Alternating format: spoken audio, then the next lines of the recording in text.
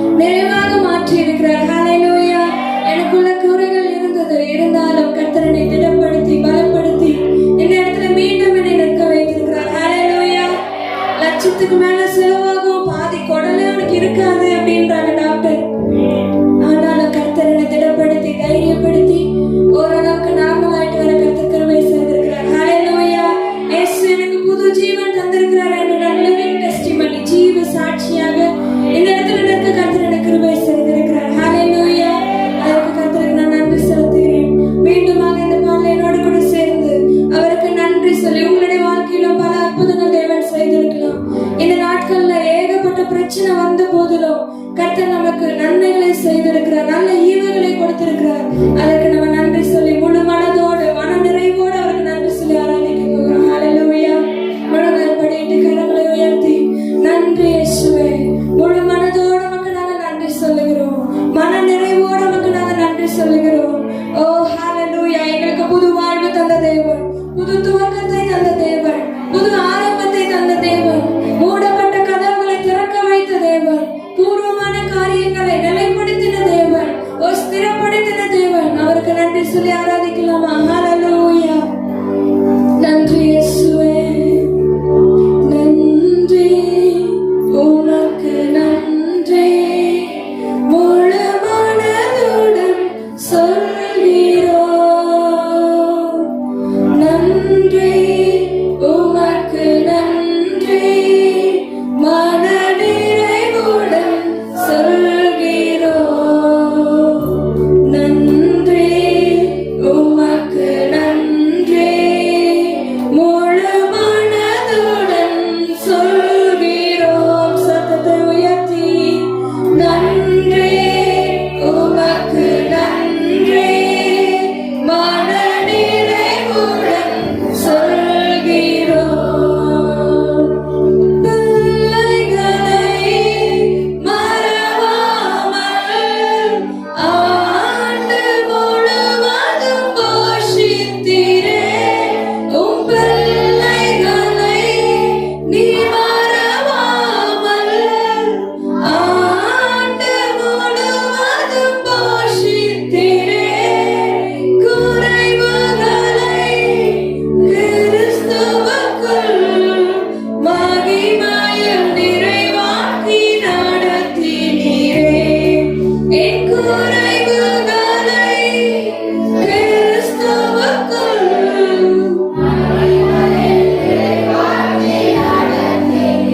நம்முடைய குறைவுகள் எல்லாவற்றையும் கர்த்தர் தம்முடைய ஐஸ்வரியத்தின்படி நிறைவாக மாற்றினாரே. ஓ, அந்த நன்மைகளை நினைத்து நன்றி சொல்லலாமா? ஹல்லேலூயா.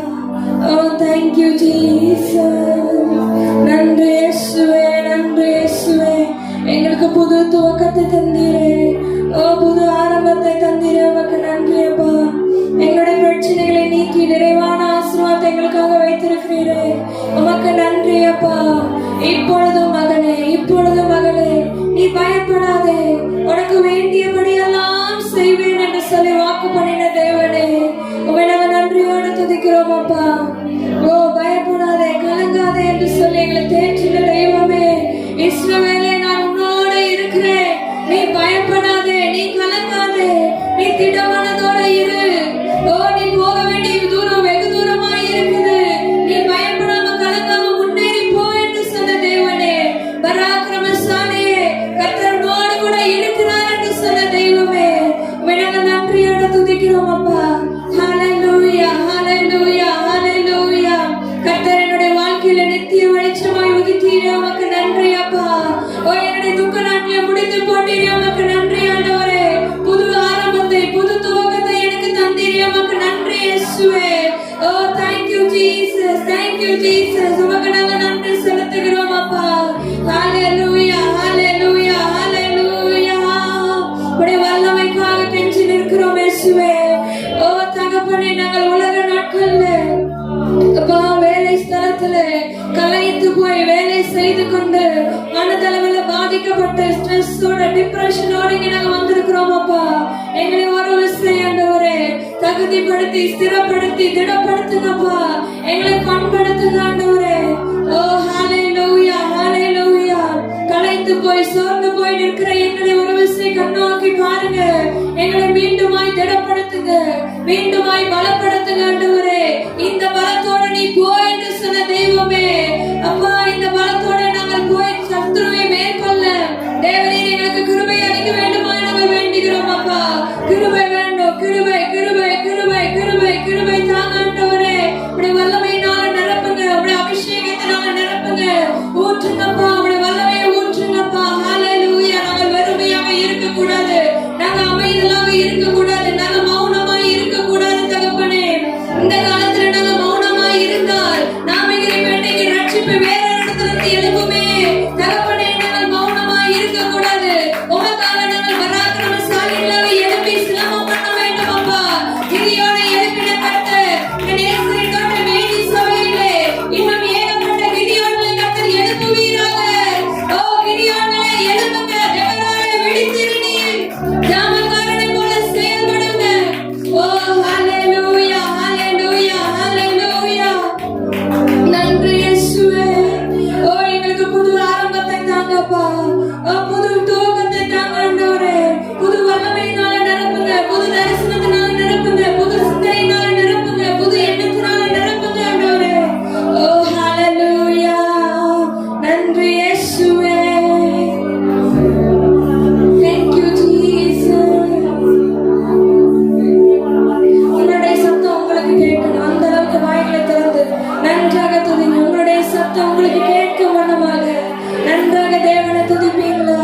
இது நீங்க மௌனமா இருக்க வேண்டிய நேரம் அல்ல. இது கர்த்தரை துதிக்கிற நேரம், கர்த்தரை ஆராதிக்கிற நேரம், கர்த்தரை உயர்த்துகிற நேரம். மகனே மகளே, நீ மௌனமா இருக்க வேண்டிய நேரம் அல்ல. ஓ, கர்த்தரை உயர்த்துங்க. நீங்க எவ்வளவுக்கு எவ்வளவு உயர்த்துறீங்களோ, எவ்வளவுக்கு எவ்வளவு கர்த்தரை நீங்க மகிமைப்படுத்துறீங்களோ, அந்த அளவுக்கு கர்த்தர் உங்களை மகிமைப்படுத்தி மேன்மையாக வைப்பார். புறஜாதிகளின் கண்கள் ஆச்சரியப்படத்தக்க வண்ணமாக உங்களை கர்த்தர் உயர்த்த போதுமானவராய் இருக்கிறார். நீங்க அவரை உயர்த்துவீங்களா? நீங்க அவங்களை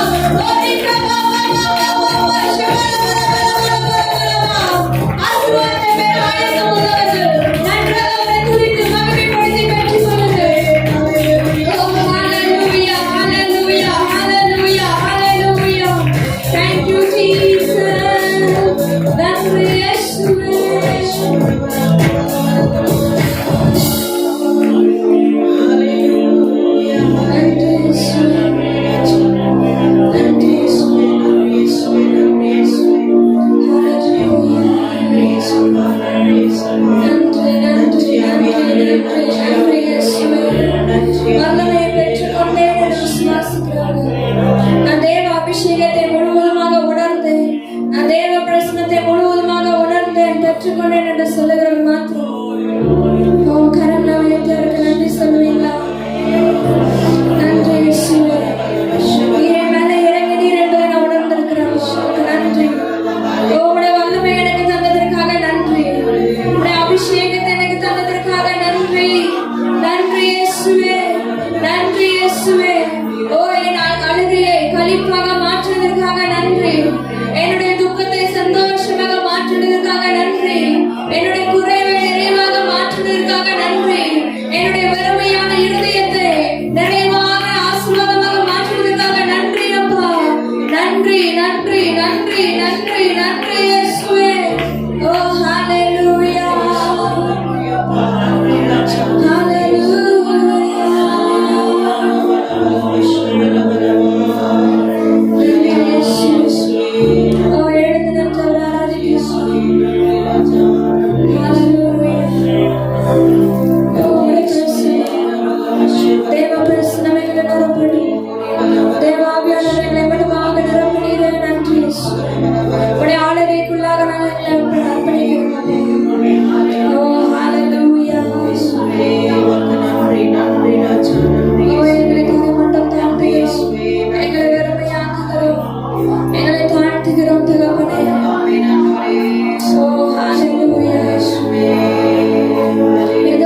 சொல்றாங்கிறதுக்காக ஆராதிக்கிறதுங்க. உண்மையா மனதார அவரை மகிமைப்படுத்துங்க, மனதார அவரை துதிங்க, மனதார அவரை கீர்த்தனம் பண்ணுங்க. நம்ம அவரை துதிக்கிறதுக்காக ஏற்படுத்தப்பட்ட ஜனம், அவரை மகிமைப்படுத்துறதுக்காக ஏற்படுத்தப்பட்ட ஜனம். அவரை உயர்த்துங்க. ஓ ஹalleluya. அவரை எவ்வளவுக்கு எவ்வளவு உயர்த்துறீங்களோ அவர் உங்களை அவ்வளவாக உயர்த்துவார். ஓ ஹalleluya.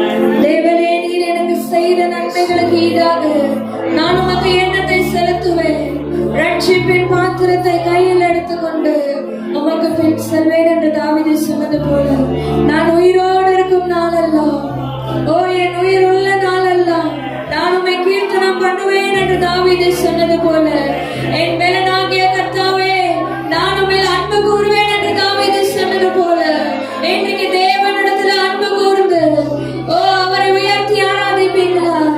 நன்றி நன்றி ஐயா, கோடி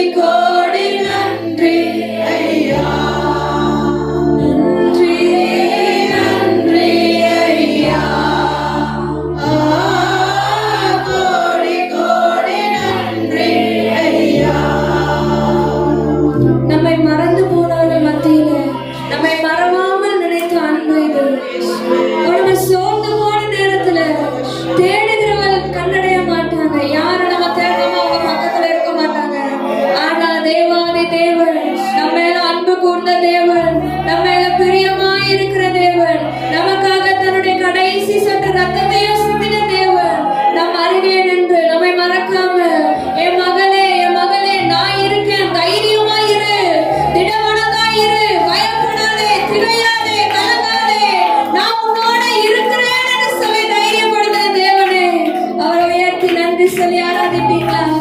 நன்றி நன்றி ஐயா,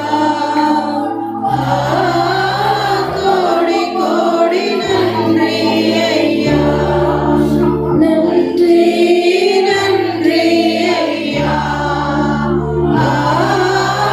கோடி கோடி நன்றி ஐயா. மறவாமல் நினைத்தீரையா, மனதார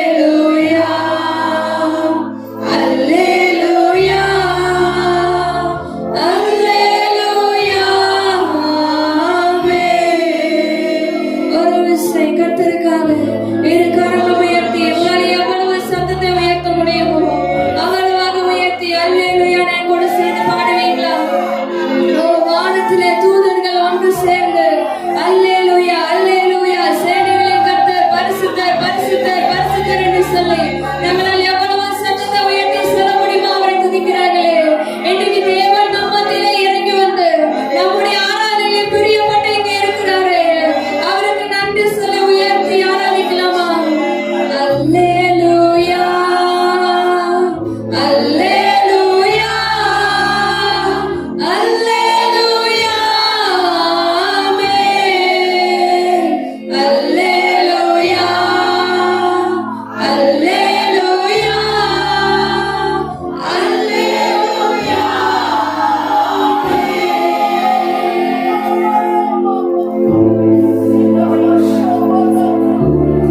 Praise the Lord. Amen. கர்த்தாவே உமக்கு நன்றி ராஜா. இயேசுவே உமக்கு நன்றி. Hallelujah. Hallelujah. எல்லாரும் கரங்களை தட்டி ஆண்டவரை வாசலில் பேசி ஆண்டவரை மகிமைப்படுத்தும் Hallelujah. Glory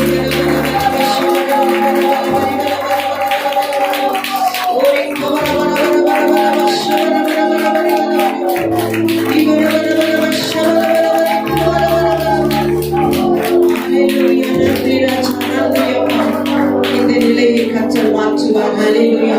உங்க வாழ்க்கையில என்ன சூழ்நிலை இருந்தாலும் ஆண்டவரை மாற்ற வல்லமை உள்ளவராயிருக்கிறார். அவர் நம்முடைய வாழ்க்கையை மாற்றி அமைக்கிற தேவன். யார் என்ன நினைத்தாலும் நமக்குள்ள இருக்கிற ஆண்டவர் நினைக்கிற காரியம் தான் நம்முடைய வாழ்க்கையில நடைபெறும். ஹalleluya. காரியத்தை மாறுதலாக முடிய பண்ணுகிறவர் நம்முடைய ஆண்டவராக இயேசு கிறிஸ்து. அவர் ஒருவரே தேவன், அவர் ஒருவரே கர்த்தர், அவர் ஒருவரே மாறாதவர். மனுஷர்கள் மாறிலாம், நமக்கு வாக்கு கொடுத்தவர்கள் மாறிலாம், ஆனாலும் மாறாதவர் நம்மோடு கூட இருக்கிறார். ஹalleluya. நன்றி அப்பா, நன்றி ராஜா. நீ மாறாதவர் அப்பா, நீ மாறாதவர், நீ மாறாதவர். இயேசு கிறிஸ்து நேற்றும் என்று மாறாதவர். உமக்கு நன்றி அப்பா, உமக்கு நன்றி. எங்களை நேசிக்கிற நல்ல பிதாவே, ஆசீர்வதிக்கப்பட்ட தர்மையான வேளையில உங்க கரத்துல ஒப்பு கொடுக்கிறோம். தாரானே ஆசீர்வதித்து கொடுத்ததற்காய் நன்றி அப்பா.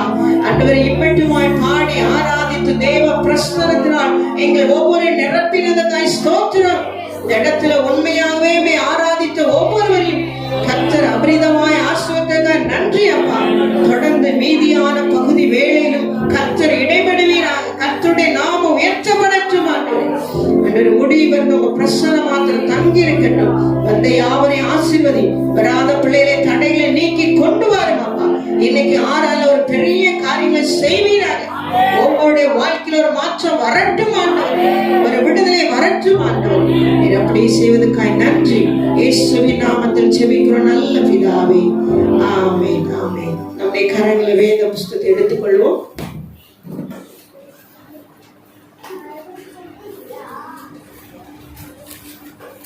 நாம் வாசிக்க வேண்டிய வேத பகுதி சங்கீதம் 91வது சங்கீதம், 119வது சங்கீதம்,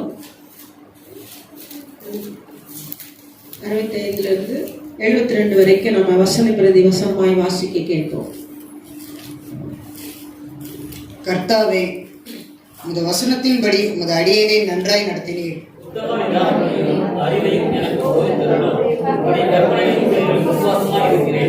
நான் உபத்திரவப்படுவதற்கு முன் வழித்தப்பி நடந்தேன். இப்பொழுதோ உங்களுடைய வார்த்தையை காத்து நடக்கிறேன்.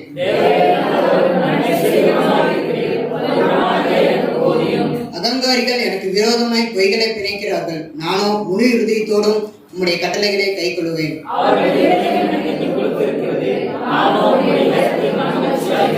நான் உபத்திரவப்பட்டது எனக்கு நல்லது. அதனால் உமது பிரமாணங்களை கற்றுக்கொள்கிறேன். அநேகம் ஆயிரம் பொன்வெளியை பார்ப்பதும் நீர் விளம்பின வேதமே எனக்கு நலம். ஆமென். கர்த்தர் கொடுத்த வேதத்திற்கு நன்றி செலுத்துவோமா? ஹalleluya. ஸ்தோத்திரம், ஸ்தோத்திரம், ஸ்தோத்திரம். நாம் யாரும் உட்காருவோம்.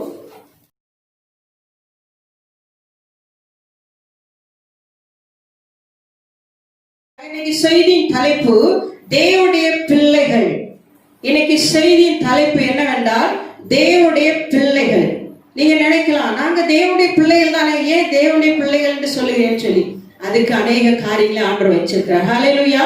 ஆண்டவர் இந்த காலவேளை தேவனுடைய பிள்ளைகள் என்று சொல்லி நம்மளை குறிப்பிடுகிறார். வாசிப்போம். யோவான் எழுதிய சுவிசேஷம் 1வது அதிகாரம் 12வது வசனத்தை வாசிக்க கேட்போமா? யோவான் 1வது அதிகாரம் 12வது வசனத்தை வாசிப்போம். அவருடைய நாமத்தின் மேல் விசுவாசம் உள்ளவர்களாகி அவருடைய நாமத்தின் மேல் விசுவாசம் உள்ளவர்களாகி அவரை அவர்களை ஏற்றுக்கொண்டவர்கள் எத்தனை பேர்களோ அத்தனை பேர்களும் தேவனுடைய பிள்ளைகளாகும்படி அவர்களுக்கு அதிகாரம் கொடுத்தார். கரங்களை தலையிலே சொல்லுமா, தேவனுடைய பிள்ளைகளாகும்படி என்ன செய்தாரா? அதிகாரத்தை கொடுத்திருக்கிறார். இன்னைக்கு அநேகருடைய வாழ்க்கையில நாம் யார் என்று சொல்லி அறியாமல் இருக்கிறோம். நாம் யார்? தேவனுடைய பிள்ளை. நீங்கெல்லாம் யாரு? தேவனுடைய பிள்ளை. அப்ப ஆண்டவராக இயேசுடைய பிள்ளை. அவரை ஏற்றுக்கொண்டவர்கள் எத்தனை பேரும் அத்தனை பேரும் தேவனுடைய பிள்ளைகளாகும்படி அவர்களுக்கு என்ன கொடுத்தாரா? அதிகாரத்தை கொடுத்தார். ஒரு முத்திரை கொடுத்திருக்கிறார், ஒரு சுதந்திரத்தை கொடுத்திருக்கிறார். நான் இயேசுவோட பிள்ளை, நான் தேவனுடைய பிள்ளைங்கிற அதிகாரத்தை கொடுத்திருக்கிறார். இன்னைக்கு அதெல்லாம் மறந்து போயிருக்கிறோம். நான் யார் என்று தெரியாமல் இந்த உலகத்துல ஒவ்வொரு ஜனங்கள் யார் என்று அறியாமல் இருக்கலாம். ஆனா நாம் யார்? ரட்சிக்கப்பட்ட தேவனுடைய பிள்ளை. ஹல்லேலூயா. கர்த்தரால் மீட்கப்பட்ட தேவனுடைய பிள்ளைகள். ஆண்டவர் நம்மளை தூக்கி எடுத்திருக்கிறார். அவருக்காக வாழ, அவரை போல வாழ வேண்டும் என்று சொல்லி நம்மளை அவர் முன் குறித்திருக்கிறார். நீ தேவனுடைய பிள்ளை. எவ்வளவு அழகான வார்த்தை. ஹல்லேலூயா. எத்தனை பேரும் அத்தனை பேரும் அவருடைய பிள்ளைகளாகும்படி அதிகாரத்தை கொடுத்திருக்கிறார். அவ்வளவு ஒரு அதிகாரத்தை கொடுத்த தேவன் நம்முடைய தேவன். இன்னைக்கு அசால்ட்டா இருக்கிறோம். தேவ பிள்ளைகளை உங்களெல்லாம் ஆண்டவர் அவருடைய பிள்ளைங்கிற ஒரு உரிமையை கொடுத்திருக்கிறார்.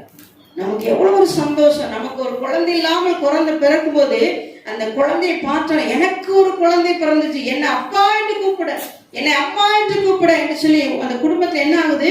ஒரு பெரிய மகிழ்ச்சி, சந்தோஷம். ஆனா அந்த பிள்ளை வளர்ந்து பெரியவளாகி ரட்சிக்கப்படாம இருந்தா அது என்ன செய்யும்? வேதனையா இருக்கும். ஹல்லேலூயா. அது ஆண்டவருடைய பிள்ளை என்று சொல்லும் போது அது எவ்வளவு மகிழ்ச்சியா இருக்குது, எவ்வளவு சந்தோஷமா இருக்கிறது தேவனுடைய பிள்ளை. அதுதான் ஆண்டவர். அவரை ஏற்றுக்கொண்டவர் எத்தனை பேரோ அத்தனை பேருக்கும் ஆண்டவர் அவருடைய பிள்ளைகளாகும்படி அதிகாரத்தை கொடுத்திருக்கிறார். ஹல்லேலூயா. இன்னொரு வசனத்தை வாசிப்போம். ரோமர் 8வது அதிகாரம் 14 இருந்து 16 வரைக்கும் வாசிக்க கேட்போமா? ரோமர் 8வது அதிகாரம் 14 இருந்து 16 வரைக்கும் வேகமாய் வாசிப்போம். மேலும் எவர்கள் தேவனுடைய ஆவியினாலே நடத்தப்படுகிறார்களோ அவர்கள் எப்படி இருப்பாரா? தேவனுடைய புத்திரராய் இருப்பார்கள். தேவனுடைய ஆவியினால் நடத்தப்படுகிற. இன்னைக்கு அநேகருடைய வாழ்க்கை ஏனோ தானோ நடக்குது. அங்க யார் நடத்தல? தேவனுடைய ஆவியான நடத்தல. ஆவியான எங்க உண்டு? அங்க விடுதலை உண்டு. ஆவியான நடத்தினா அங்க அற்புதம் உண்டு, அங்க விடுதலை உண்டு, அங்க கிரியை உண்டு. ஆவியான நடத்தல் இல்லாத இடத்துல தேவனுடைய கிரியை என்ன செய்யாது? ஒரு நாளும் நடக்காது. ஹல்லேலூயா. அப்ப யாருடைய நடத்தலா இருக்கணும்? தேவ சுத்தம், தேவனுடைய நடத்தல் இருக்கணும். தேவனுடைய ஆவியானவை நடத்தல் இருந்ததான் அங்க என்னதான்? அவருடைய புத்திரராய் இருப்பீர்கள். அப்ப நமக்கு முதலாவது அதிகாரத்தை கொடுத்திருக்கிறார். இரண்டாவது அவர் என்ன செய்யற? புத்திரன் என்று சொல்லி உரிமை கொடுக்க. அவருடைய நடத்தல், ஆவியாவுடைய நடத்தல். ஒவ்வொரு நாளும் நம்ம பிள்ளைகளுக்கு என்ன சொல்லுகிறோம்? ரோட்ல என்ன செய்ய? பார்த்து போ, கார் வண்டிலாம் வருது பார்த்து போ, பத்திரமா இரு, காலேஜ் போனா ஒழுங்கா படிச்சு நல்லபடியா வரணும், ஸ்கூலுக்கு போனா சொல்லி கொடுக்கும். ஏன்? பிள்ளைகளுக்கு பெற்றோர் கண்டிச்சு கரெக்டா அவங்களுக்கு நடக்க வேண்டிய வழியை காட்டுகிறோம். இதற்கு மேலாக ஆண்டவர் நம்மோடு இருக்கிற தேவன். அப்ப நம்மளே இந்த பூமியில நம்ம பிள்ளைகளை நன்றாக நடத்த அறிந்திருக்கும் போது ஆண்டவர் நம்மளை கைவிட்டுருவாரா? ஒரு நாள் விட. அவர் இதற்கு மேலாக நம்ம என்ன செய்வார்? நடத்துவார். ஒரு வசனம் சொல், நான் உனக்கு போதித்து நடக்க வேண்டிய வழியை உனக்கு காட்டுவேன், உண்மையில் என் கண்ணை வைத்து என்ன செய்வேன்? ஆலோசனை கொடுப்பேன். பாருங்க, உங்க மேல அவர் கண்ணை வச்சு அவர் என்ன செய்யறாரா? ஆலோசனை கொடுக்கிற தேவனா இருக்கிறார். அப்படிப்பட்ட தேவன் நம்மளை கைவிட்டுருவாரா? ஹல்லேலூயா. ஒரு நாள் அவருடைய பிள்ளை என்ன செய்வார்? கைவிடவே மாட்டார். இன்னைக்கு அநேக பேர் ஆண்டவனை கைவிட்டுட்டார், அவருக்கு என்ன தெரியல, மறந்துட்டார் அப்படின்னு நினைக்கு. தேவ பிள்ளை அவருடைய பிள்ளையை ஒரு நாளும் கைவிட மாட்டார். வாசிப்போம் அடுத்து. பயப்படுறதுக்கு நீங்க அடிமைத்தனத்தின் ஆவியை பெறாமல் பாருங்க, அப்பா பிதாவே என்று கூப்பிடப்படுகிற புத்திர சுவிகாரத்தின் ஆவியை பெறுவாங்க. அப்பா பிதாவே என்று நமக்கு ஒரு தகப்பன் உண்டு. அதுதான் யாரு? ஆண்டவராக இயேசு. அவரை உரிமையோடு கூப்பிட, சுதந்திரத்தோடு கூப்பிடுறதுக்கு. இன்னொரு அப்பாவை நம்ம அப்பான்னு கூப்பிட என்ன செய்வோம்? பயப்படுவோம். ஐயோ, நம்ம அப்பா விட்டு இன்னொருத்தரை என்ன செய்ய முடியாது, கூப்பிட முடியாதுன்னு தெரியுது. ஆண்டவர் நமக்கு நல்ல உரிமை. என்ன நீங்க எப்படி கூப்பிடுங்க?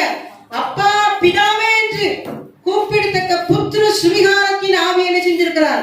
உங்களுக்கு கொடுத்திருக்கிறார். ஹalleluya. அப்போ அப்படிப்பட்ட தேவன் உங்களை தேவனுடைய பிள்ளைகள் என்று சொல்லி இருக்கிறார். அவ்வளவு அதிகாரம் உள்ள தேவன். இன்னொரு வசனத்தை வாசிப்போம். 2 கொரிந்தியர் 6வது அதிகாரம் 14வது வசனத்தை வாசிப்போமா? அந்நிய நுகத்திலே அவிசுவாசியோடு என்ன செய்யக்கூடாது? பிணைக்கப்படாது இருப்பீர்களாக. நீதிக்கும் அநீதிக்கும் சம்மதம் ஏது? ஒளிக்கும் இருளுக்கும் ஐக்கியம் ஏது? கிறிஸ்துவுக்கும் பேலியாளுக்கும் இசைவு ஏது? அவிசுவாசியோட விசுவாசிக்கு என்னது பங்கு ஏதுங்கிறாரு. தேவனுடைய ஆலயத்துக்கும் விக்கிரங்களுக்கும் சம்மதம் ஏது? நான் அவருக்குள்ளே வாசம் பண்ணி அவர்களுக்குள்ளே உலாவி அவர்கள் தேவனாய் இருப்பேன், அவர்கள் என் ஜனங்களாய் இருப்பார்கள் என்று தேவன் சொன்னபடியே நீங்கள் எப்படி இருக்கீங்களா? ஜீவனுடைய தேவனுடைய ஆலயமாய் இருக்கிறீர்கள். அப்போ தேவன் நம்ம இவ்விதமாக என்ன செய்யறார்? நம்மளை வைத்திருக்கிறார். ஹalleluya. அப்போ நம்ம புறஜாதிக்கும் நமக்கும் வித்தியாசங்களை ஏற்படுத்துகிறார். ஏன்னா நம்ம யாருடைய பிள்ளையா? முதலாவது சொல்லிட்டேன், நீங்க யாருடைய பிள்ளை? தேவனுடைய பிள்ளை. அப்ப தேவனுடைய பிள்ளைக்கு அவிசுவாசியோடு உனக்கு பங்கு ஏதுன்றார். ஹalleluya. இருளுக்கு என்னது? ஒளிக்கும் ஐக்கியம் ஏதுன்றார். ஹalleluya. ஏன்னா நம்ம ஆண்டோடைய பிள்ளை, தேவனுடைய பிள்ளை. அங்க உனக்கு என்னப்பா வேலை? ஆனா அநேகவர் அங்கதான் போய் உட்கார்ந்துரும். ஹalleluya. துன்மார்க்குடைய ஆலோசனை நடவாமல், பாவியுடைய வழி நில்லாமல், பரியாசக்காரன் உட்கார இடத்தில் உட்காராமல் என்ன செய்யணுமா? இரவும் பகலும் வேதத்தையே தியானிக்கிற மனுஷன் தான் பாக்கியம். இன்னைக்கு நம்முடைய ஐக்கியம் எங்க இருக்குது? உலகத்தோடு, உலக காரியத்தோடு, உலக நண்பரோடும் உலக நட்பு தான் நமக்கு ஓடிட்டு இருக்கு. இன்னைக்கு எல்லாம் ஆண்டோடைய காரியத்தை என்ன செஞ்சுட்டோம்? பலவீனமா நிற்கிறோம். தேவ பிள்ளைகளே, ஆண்டவர் உங்களை எவ்வளவு அழகாக முத்திருத்திருக்கிறார். ஹalleluya. நீ தேவனுடைய பிள்ளைங்கிற அதிகாரத்தை கொடுத்திருக்கிறார்.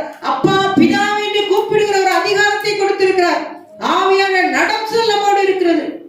அப்படிப்பட்ட தேவன் நமக்கு நல்ல உரிமையை கொடுக்கிறார். இன்னைக்கு நாம எப்படி இருக்கிறோம்? நான் யார் என்று தெரியாமல் அநேகருடைய வாழ்க்கை ஒரு குறிக்கோளா இருக்கிறது, அதுல கேள்விக்குறியா இருக்கிறது. அப்போ தேவன் நம்மளை எதற்கு தெரிந்தார்? நம்மளை எதற்கு முன் குறித்திருக்கிறார்? நாம் எப்படிப்பட்டவர்கள் என்று இன்னைக்கு அறிய முடியாத பிசாசு அநேகருடைய உள்ளங்களை உலக ஆசையினால, உலக காரியத்தினால என்ன செஞ்சு வச்சிருக்கிறான்? கட்டி வச்சிருக்கிறான். ஹalleluya. மாற்றி அமைத்திருக்கிறான். இன்னைக்கு நாம் யார் என்று சொல்லி மறந்து அறியாமல் தன்னுடைய ஆசையின்படி தன்னுடைய ஆசையின்படி நடந்து கொண்டு ஓடிக்கொண்டிருக்கிற எத்தனையோ பிள்ளைகள் பார்க்கிறாங்க. அதை குறித்து இன்னைக்கு நாம பார்க்க போகிறோம். தேவனுடைய பிள்ளைகள் எப்படி இருக்க வேண்டும் என்று சொல்லி ஒரு சில காரியங்களை குறித்து நாம தியானித்து முடிக்க போகிறோம். நாம் யார் என்பதை இந்த காரியங்களை இன்னைக்கு நாம புரிந்து கொள்ளலாம். ஹalleluya. ஆண்டவர் நமக்கு நீங்க யார் என்று சொல்லி இன்னைக்கு ஞாபகப்படுத்ததான் இந்த வார்த்தை உங்களோட பேசி கொண்டிருக்கிறார். ஹalleluya. கர்த்தருடைய நாமம் மகிமைப்படுவதாக. முதலாவது வாசிப்போம். 1 பேதுரு 1வது அதிகாரம் 14 இருந்து 15 வரைக்கும் வாசிக்க கேட்போமா? 1 பேதுரு 1வது அதிகாரம் 14 இருந்து 15 வரைக்கும். நீங்கள் முன்னே எப்படி இருந்தீங்களா? உங்கள் அறியாமையிலே கொண்டிருந்த எப்படி இருந்தீங்களா? இச்சைகளின்படி இனி நடவாமல் கீழ்ப்படுகிற பிள்ளைகளாய் இருந்து உங்களை அழைத்தவர் பரிசுத்தராய் இருக்கிறபடியால் நீங்களும் உங்கள் நடக்கைகள் எல்லாவற்றிலும் பரிசுத்தரார்கள். கரங்களை வைத்து அல்லேலூயா சொல்லுவோம். ஏன்னா ஆண்டவருடைய பிள்ளை முதலாவது கீழ்ப்படுகிற பிள்ளையா இருக்க வேண்டும். தேவ பிள்ளை முதலாவது எப்படி இருக்கணும்? கீழ்ப்படுகிற பிள்ளை. ஹalleluya.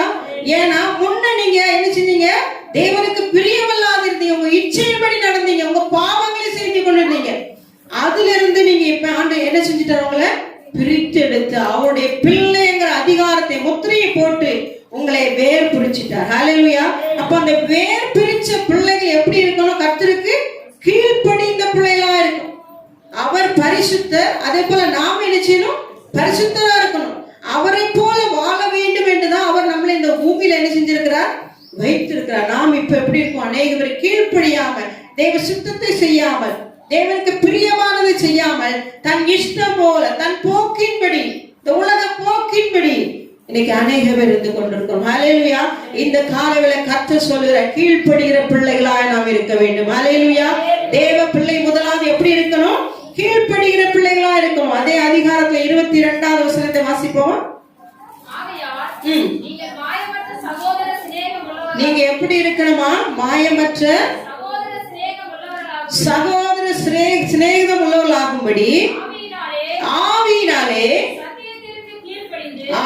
என்ன செய்யணுமா? சத்தியத்துக்கு கீழ்ப்படிந்து உங்கள் ஆத்துமாவை என்ன செய்யணும்? சுத்தமாக்கி கொள்ள வேண்டும். சத்தியத்தினால் கீழ்ப்படியணும். கீழ்ப்படுகிற பிள்ளைகள் கர்த்தருடைய வார்த்தைக்கு கீழ்ப்படிந்து உங்க ஆவியினால நீங்க என்ன செய்யணும்? உங்களை சுத்தப்படுத்தி கொள்ளணும்.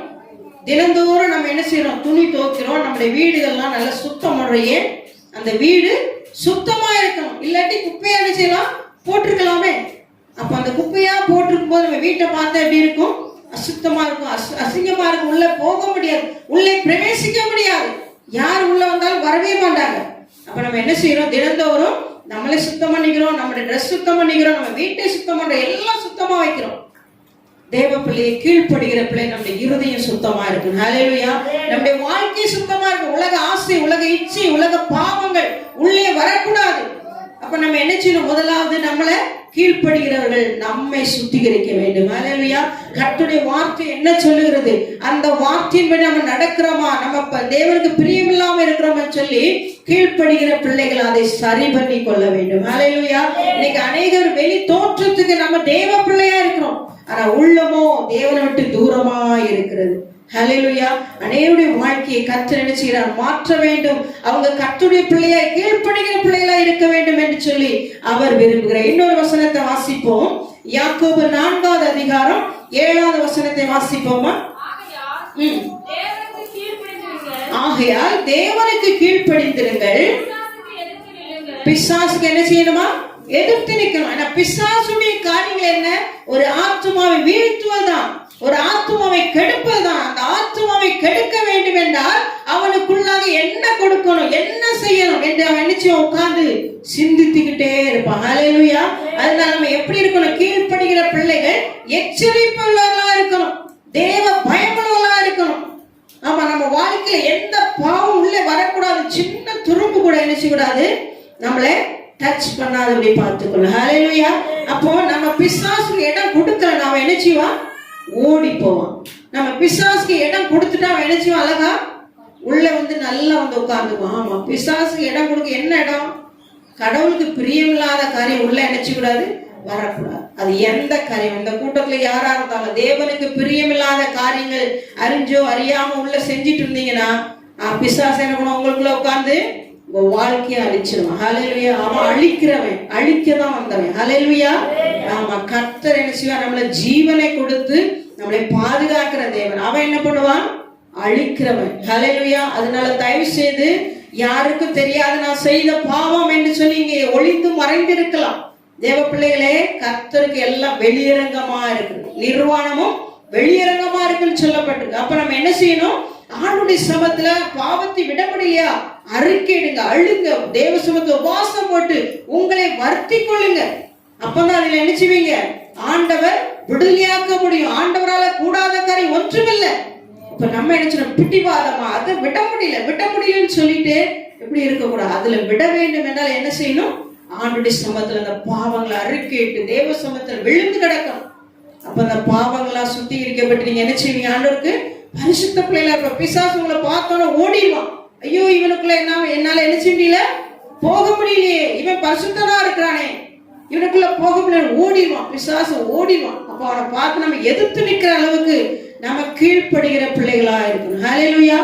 ஆமா, கீழ்ப்படியாத மேல் என்ன வருமா?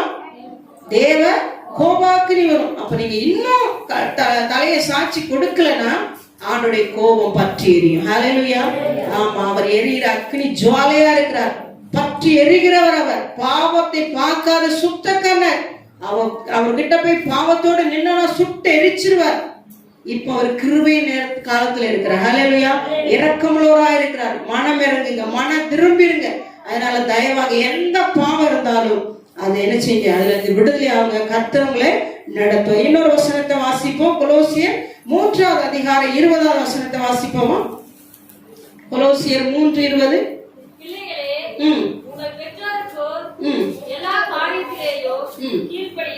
கீழ்ப்படியுங்கள், இது கர்த்தருக்கு பிரியமா. இங்கே குழந்தைகளை குறித்து சொல்லுகிறார், பிள்ளைகளே நீங்க கர்த்தருக்கு என்ன செய்ய, எல்லா காரியத்திலும் கீழ்ப்படியும். அப்ப ஆண்டவர் பிள்ளைகளுக்கும் கற்றுக் கொடுக்கிறார் பாருங்க. அதனாலதான் ஒவ்வொரு வாரமும் சொல்லுவோம், உங்க பிள்ளைகளை நீங்க என்ன செய்ய, கவனமா ஆலயத்துல கொண்டு வரும்போது பிள்ளைகளுக்கு வேதத்தை சொல்லி கொடுங்க, நல்ல ஆராதிக்க சொல்லி கொடுங்க, கீழ்ப்படிய சொல்லி கொடுங்க. அப்பதான் அந்த பிள்ளை பெருசா என்ன செய்யும், ஆண்டவருக்குள்ளாய் வளரும். அப்ப பிள்ளைகளுக்கு இதை குறித்து நம்ம சொல்லி கொடுக்காதனாலதான் அது என்ன செய்யுது, ஏனோ தானே வந்துட்டு ஏனோ தானே போகுது. ஒண்ணுமே ஆராதனை குறித்தோ பாட்டை குறித்தோ தேவனை குறித்தோ பயம் இல்லை, பக்தி இல்லை, வைராக்கியம் இல்லை. அப்போ இப்படி இருக்கும்போது அந்த பிள்ளைகளுக்கு பெற்றோராகி நீங்க தான் என்ன செய்யணும், கற்றுக் கொடுக்கணும். ஹalleluya. தேவனுடைய ஆலயத்துக்கு போனா நம்ம எப்படி இருக்கணும், எப்படி ஜெபம் பண்ணணும், என்ன செய்யணும், அப்ப பிள்ளைகளுக்கு கற்றுக்கொள்ளணும். பிள்ளைகளுக்கு நீங்க கற்றுக் கொடுக்கும் போது அவங்க என்ன செய்வாங்க, தேவனுடைய வார்த்தைக்கு செவி கொடுப்பாங்க. அதை கேட்கும் போது அவங்க வாழ்க்கை என்ன செய்யும், மாற்றப்படும். ஹalleluya. முதலாவது என்ன செய்யணும், பிள்ளைகளை கொண்டு வந்து பிரதிஷ்டை பண்ணும்போது இந்த குழந்தையை நான் ஆண்டவருக்காய் வளர்ப்பேன். என்ன சொல்லுகிறோம், ஆண்டவருக்காக ஆண்டோடைய சுத்தத்தின்படி வளர்ப்பேன். அப்புறம் கொஞ்சம் நாளாக அது என்ன செய்யுது, உலகத்தின்படியே உலக போக்கின்படியே வளர்ந்து கொண்டு வரும். பிடிவாதம், கோபம், கேட்டதெல்லாம் வாங்கி கொடுக்குறோம் பிள்ளைக்கு, அப்படி இப்படி செஞ்சு கடைசியில் அது கொஞ்சம் வழி தவறி போகும்போது அப்பந்தான் பெற்றோர் என்ன செய்வாங்க, ஆண்டவரே என் பிள்ளைய நீங்க விடுதலையாக்கும், என் பிள்ளையை காப்பாற்றும், என் பிள்ளையை விடுதலையாக்கும், உதவி செய்யுங்கன்னு சொல்லி கண்ணீர் மாலை மாலையா வடிக்கும். தேவ பிள்ளை அது சிறு வயதுல நினைச்சு 5 வளையாதது வளைய செய்யல. 5 வயசுல இங்க வளைக்கலன்னா அது 50 ஆனாலும் நினைச்சது ஒரு நாளும் வளைச்சியே கொடுக்காது. அப்ப நம்ம என்ன செய்யணும், சிறு பிள்ளையில இருந்து பிள்ளைக்கு கற்றுக் கொடுங்க. ஹalleluya. இன்னைக்கு சிறு பிள்ளைக்கு தேவ பயம் அற்று போயிடுச்சு. எந்த பிள்ளை கையில பார்த்தாலும் என்ன இருக்கு, செல்போன். ஹalleluya. சின்ன பிறந்த குழந்தை கையில கூட என்ன செஞ்சுறாங்க, அந்த படத்தை காட்டிட்டு இருக்காங்க. இப்ப எல்லா கையிலுமே செல்போன் இல்லாத பிள்ளைகள் யாருக்கு இல்லை. பிள்ளைகளுக்கு அதை காட்டாலும் சாப்பிடுதான். ஹalleluya. அது கடைசி முடிவில் எங்க போய் கொண்டு போய் விடும் என்று தெரியல. ஹalleluya. அதனால நம்ம தேவனுடைய பிள்ளைகள் கவனமாக சிறு பிள்ளைகளை கர்த்தருடைய வழியில நடத்துவோம். கர்த்தரமே ஆசீர்வாதம். அப்ப நம்ம இதுல இருந்து என்ன கற்றுக்கொள்ளணும், கீழ்ப்படிதலை கற்றுக்கொள்ளணும். கீழ்ப்படிதலை பிள்ளைகள் எப்படி இருக்க வேண்டும் என்று சொல்லி இப்போது முதலாவது பார்த்தோம். 2வது காரியங்களை பார்ப்போம். முதலாவது கீழ்ப்படிகிற பிள்ளை எப்படி இருக்க வேண்டும் பார்த்தோம். 2வதாக வாசிப்போம். எபேசியர் 5வது அதிகாரம் 1வது வசனத்தை வாசிக்க கேட்போமா? எபேசியர் 5:1. ஆதலால் நீங்கள் பிரியமான பிள்ளைகளைப் போல தேவனை பின்பற்றுவர்களாகி கிறிஸ்து நமக்காக நம்மை தேவனுக்கு சுகந்த வாசனையான காணிக்கையாகவும் பலியாகவும் ஒப்புக் கொடுத்து நம்மில் அன்பு கொள்வது போல நீங்களும் அன்பிலே நடந்து கொள்ளுங்கள். ஆமென். ஹalleluya. 2வதாக பிரியமான பிள்ளை. 2வதாக என்ன, பிரியமான பிள்ளை எப்படி நடந்து கொள்ளணுமா, தேவனை பின்பற்றுவர்களாகி. பிரியமான பிள்ளை யாரை பின்பற்றணும், தேவனை, நம்முடைய ஆண்டவராக இயேசுவை. கிறிஸ்து நமக்காக தம்மையே ஒப்பு கொடுத்தார். அவருக்கு பிரியமான பிள்ளையா இருக்கணும். அவர் நடந்ததை போல, அவர் செய்ததை போல அவருக்கு இது பிரியமா. இப்ப நம்ம பிள்ளைகள் எடுத்துப்போம். நம்ம பிள்ளைகள் நம்முடைய சொல்ல கேட்கலாம், உங்களுக்கு சந்தோஷமா இருக்குமா, கோபமா இருக்குமா? சொல்லுங்க பார்க்கலாம். பெற்றோரா இருக்கீங்க, சொல்லுங்க. உங்க பிள்ளைகள் நீங்க சொல்றதை கேட்கலாம், உங்களுக்கு சந்தோஷமா இருக்குமா, கோபமா இருக்குமா? கோபம் வருது இல்லையா? அப்போ பிரியமான பிள்ளைகளை இருக்க வேண்டியன்னா, தேவனுக்கு பிரியமில்லாத காரியங்களை செய்தா ஆண்டவர் சந்தோஷப்படுவாரா? என்ன செய்வார்? கோபப்படுவார். ஏன்னா நான் இவர்களுக்காக என்ன செஞ்சிருக்கிறேன், ஜீவனை கொடுத்து ரத்தத்தை சிந்திருக்கிறேன். இவர்களுடைய பட வேண்டிய பாடுகளை நான் என்ன செஞ்சிருக்கிறேன், என் மேல சுமந்திருக்கிறேனே. இவங்க எனக்கு பிரியமில்லாத காரியங்களை செய்கிறான்னு சொல்லி அவர் என்ன செய்கிறார், மனம் உடைந்திருக்கிறார். ஹalleluya. அப்போ தேவ பிள்ளைகள் தேவனை போல, தேவனுக்கு பிரியமான பிள்ளைகள் தேவனை போல நடக்க வேண்டும். ஆண்டுடைய காரியம் என்ன என்று சொல்லி நம்ம ஒவ்வொரு நாளும் அதை என்ன செய்யணும், பார்க்க வேண்டும். இரண்டாவதாக பிரியமான பிள்ளை யாரை போல செயல்படணும், தேவனை போல. இன்னொரு வசனத்தை வாசிப்போம். 33:12. பென்யமீனை குறித்து கர்த்தருக்கு பிரியமானவன் அவரோடு சுகமாய் தங்கி இருப்பான். அவனை என்ன செய்வாரா, என்னாலும் அவர் காப்பாற்றி அவன் எல்லைகளுக்குள் என்ன செய்வாரா, வாசமாய் இருப்பார். ஏன்னா அவன் எப்படிப்பட்டவனா, கர்த்தருக்கு பிரியமானவன். கரங்களுக்கு அல்லேலூயா சொல்லுவோம். அல்லேலூயா. அப்ப கர்த்தருக்கு பிரியமானவனுடைய எல்லைக்குள்ள வாசமா இருப்பார். அப்ப நம்ம தேவனுக்கு பிரியமா நடந்தா நம்மள அவர் என்ன செய்வார், நீங்க கேட்கவே தேவையில்லை, அவரே என்ன செய்வார், உங்களை அவர் ஆசீர்வதித்து உங்க எல்லைக்குள், உங்க வீட்டுக்குள், உங்களுடைய காரியத்துக்குள் அவர் என்ன செய்வார், பிரவேசித்து உங்களை நடத்துவார். நன்மையான எல்லா காரியத்தையும் உங்களை திருப்தியாக்குவார். நம்ம என்ன செய்வதில்லை, தேவனுக்கு பிரியமான காரியங்களை செய்வதில்லை. ஹalleluya. அப்ப நம்ம தேவனுக்கு பிரியமான காரியம் என்னவென்று சொல்ல, எனக்கு பிரியம் இல்ல சகோதரி சகோதரி ஆண்டவர் சொல்லணும். தானியேலே எனக்கு பிரியமானவனே சொன்னார். அப்ப நம்ம தேவ சமூகத்துல கர்த்தருக்கு பிரியமான காரியங்களை செய்யும் போது ஆண்டவர் அதுல என்ன செய்யறாராம், பிரியப்படுகிறவரா இருக்கிறார். நம்மளை தேவன் எதற்கு ரட்சித்தார், எதற்கு தெரிந்து கொண்டார், எதற்கு இந்த இடத்துல வைத்திருக்கிறார், அவருடைய பிரியமானதை செய்வதுக்கு. ஹalleluya. அப்ப நம்ம ஒவ்வொரு நாளும் தேவனுக்கு நம்ம செய்கிற காரியம், ஒரு ஃபங்க்ஷன்னா அதுல நம்ம அந்த நாள்ல ஞாயிற்றுக்கிழமை ஆறாம் நம்ம என்ன செய்கிறோம், அதை அவர் பார்ப்பார். அது உங்களுக்கு அவருக்கு பிரியமா. ஒரு விசேஷம் நடக்குது, புரஜாடைய பண்டிகை நடக்குது, அதுல நம்ம கலந்து கொள்ளும் போது அது தேவனுக்கு பிரியமா. ஒரு காரியத்தை செய்யக்கூடாதுன்னு சொல்றோம், அதை நம்ம செய்கிறோம், அது தேவனுக்கு பிரியமா. இப்படி ஒவ்வொன்றையும் நம்ம என்ன செய்யணும், பார்க்க வேண்டும். ஹalleluya. இல்ல நான் சும்மா தான் வந்தேன், நான் அப்படி வந்தேன் இப்படி வந்தேன் சாக்கு போக்காக சொல்றது வேலை இல்லை. என்ன செய்யணும், அது சரியா தவறா என்று நம்ம என்ன செய்யணும், கண்டுபிடிக்கணும். ஆமா, படிக்கும் போது சரியா தவறாங்கிற கொஸ்டின் வரும். அதுல அது சரியா இருந்தா என்ன செய்யணும், சரின்னு போடணும், தவறா இருந்தா தவறுன்னு போடணும். அப்ப பாருங்க, அதுல நீங்க போடும்போது சரிங்கிறதுல தவறுன்னு போட்டீங்கன்னா உங்களுக்கு என்ன கிடைக்காதுங்க, மார்க் கிடைக்காது. அப்ப நம்ம அதை என்ன செய்யறோம், பார்க்கிறோம், இது சரி இது தவறு சொல்லி பார்த்துட்டே வரும், அதுல நல்ல மார்க் நமக்கு கிடைக்கும். அது போல தேவ பிள்ளை நம்ம செய்யறத பார்க்கணும். இன்னைக்கு யாராவது நம்ம வரலன்னா அது உங்களுக்கு சரியா தவறா என்று நீங்க என்ன செய்யணும், ஒரு மார்க் போட்டு பார்க்கணும். ஹalleluya. ஒரு ஃபங்க்ஷன் நடக்கு, இன்னைக்கு 6 நேரம் நம்ம அங்க போறோம், இது சரியா தவறா உங்களை கேள்வி கேட்கணும். இது தேவனுக்கு பிரியமா பிரியம் இல்லையான்னு சொல்லி நீங்களே உங்களை கேள்வி கேட்டு பார்த்தா அது உங்களுக்கு உடனே என்ன செய்யும், விடை கிடைச்சி விடும். இன்னைக்கு அநேகர் கேள்வி கேட்கறது, அது ஆண்டவர் பார்த்துக்கணும். ஆண்டவர் எதை பார்ப்பார், தேவனுக்கு பிரியமில்லா நம்ம செய்யும் போது அதை அவர் பார்ப்பாரு. எல்லாம் இங்க கவனிக்கிறீங்களா? அப்ப உங்க வீட்டுல என்ன இருக்காது, ஆஸ்வதிக்கவே முடியாது, ஆஸ்வாதம் வரவே முடியாது, தடையா இருக்குது. அப்ப அந்த தடையை மாற்றணும்னா நீங்க அதை கண்டுபிடிக்கணும். ஹalleluya. கண்டுபிடிச்சு அதை சரி பண்ணும் போது என்ன ஆகும், உங்க வாழ்க்கையில தடை நீங்கி ஆஸ்வாதத்தை பெற்றுக்கொள்ளும். பென்யமீன் எனக்கு பிரியமானவன் ஆண்டவர் சொல்லுகிறார். அவருடைய தகப்பன் ஒவ்வொருவருக்கும் ஒரு ஆஸ்வாதத்தை கொடுத்து கொண்டு வரும்போது பென்யமீனை குறித்து எனக்கு பிரியமானவன். ஹalleluya. அப்ப அவன் எல்லைக்குள் வாசமா இருப்பான், ஏன்னா அவன் எனக்கு பிரியமானவன். தேவனுக்கு நம்ம பிரியமாக நம்முடைய எல்லைக்குள் வாசம் பண்ணி நம்மளை ஆசீர்வதிப்பார். இன்னொரு வசனத்தை வாசிப்போம். மத்தேயு எழுதிய சுவிசேஷம் 3ஆம் அதிகாரம் 17ஆவது வசனத்தை வாசிக்க கேட்போம். மத்தேயு 3ஆம் அதிகாரம் 17ஆவது வசனம்.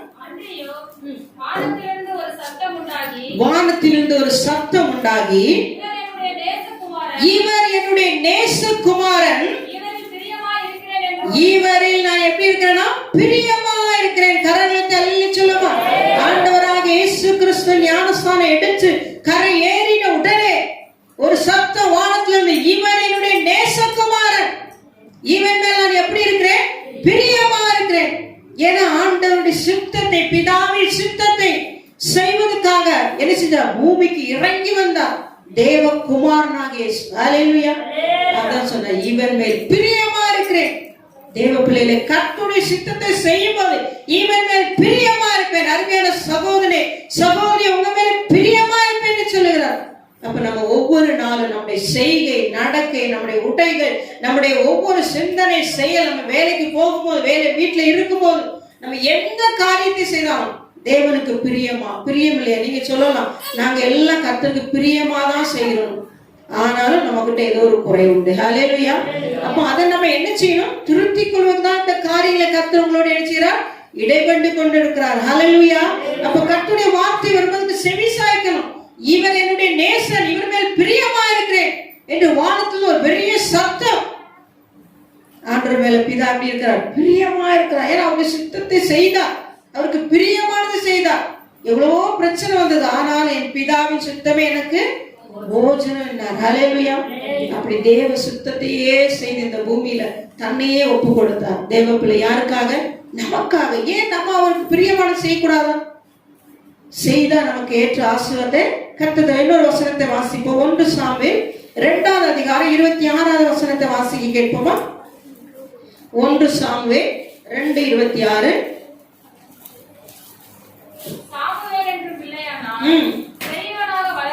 பெரியவனாய் வளர்ந்து கர்த்தருக்கும் மனுஷனுக்கும் பிரியமாய் நடந்து கொண்டான். கரங்களை சொல்லலாம். பாருங்க, என்ன செய்தாராம்? மனுஷனுக்கும் கர்த்தருக்கும் பிரியமா நடந்து கொண்டான்.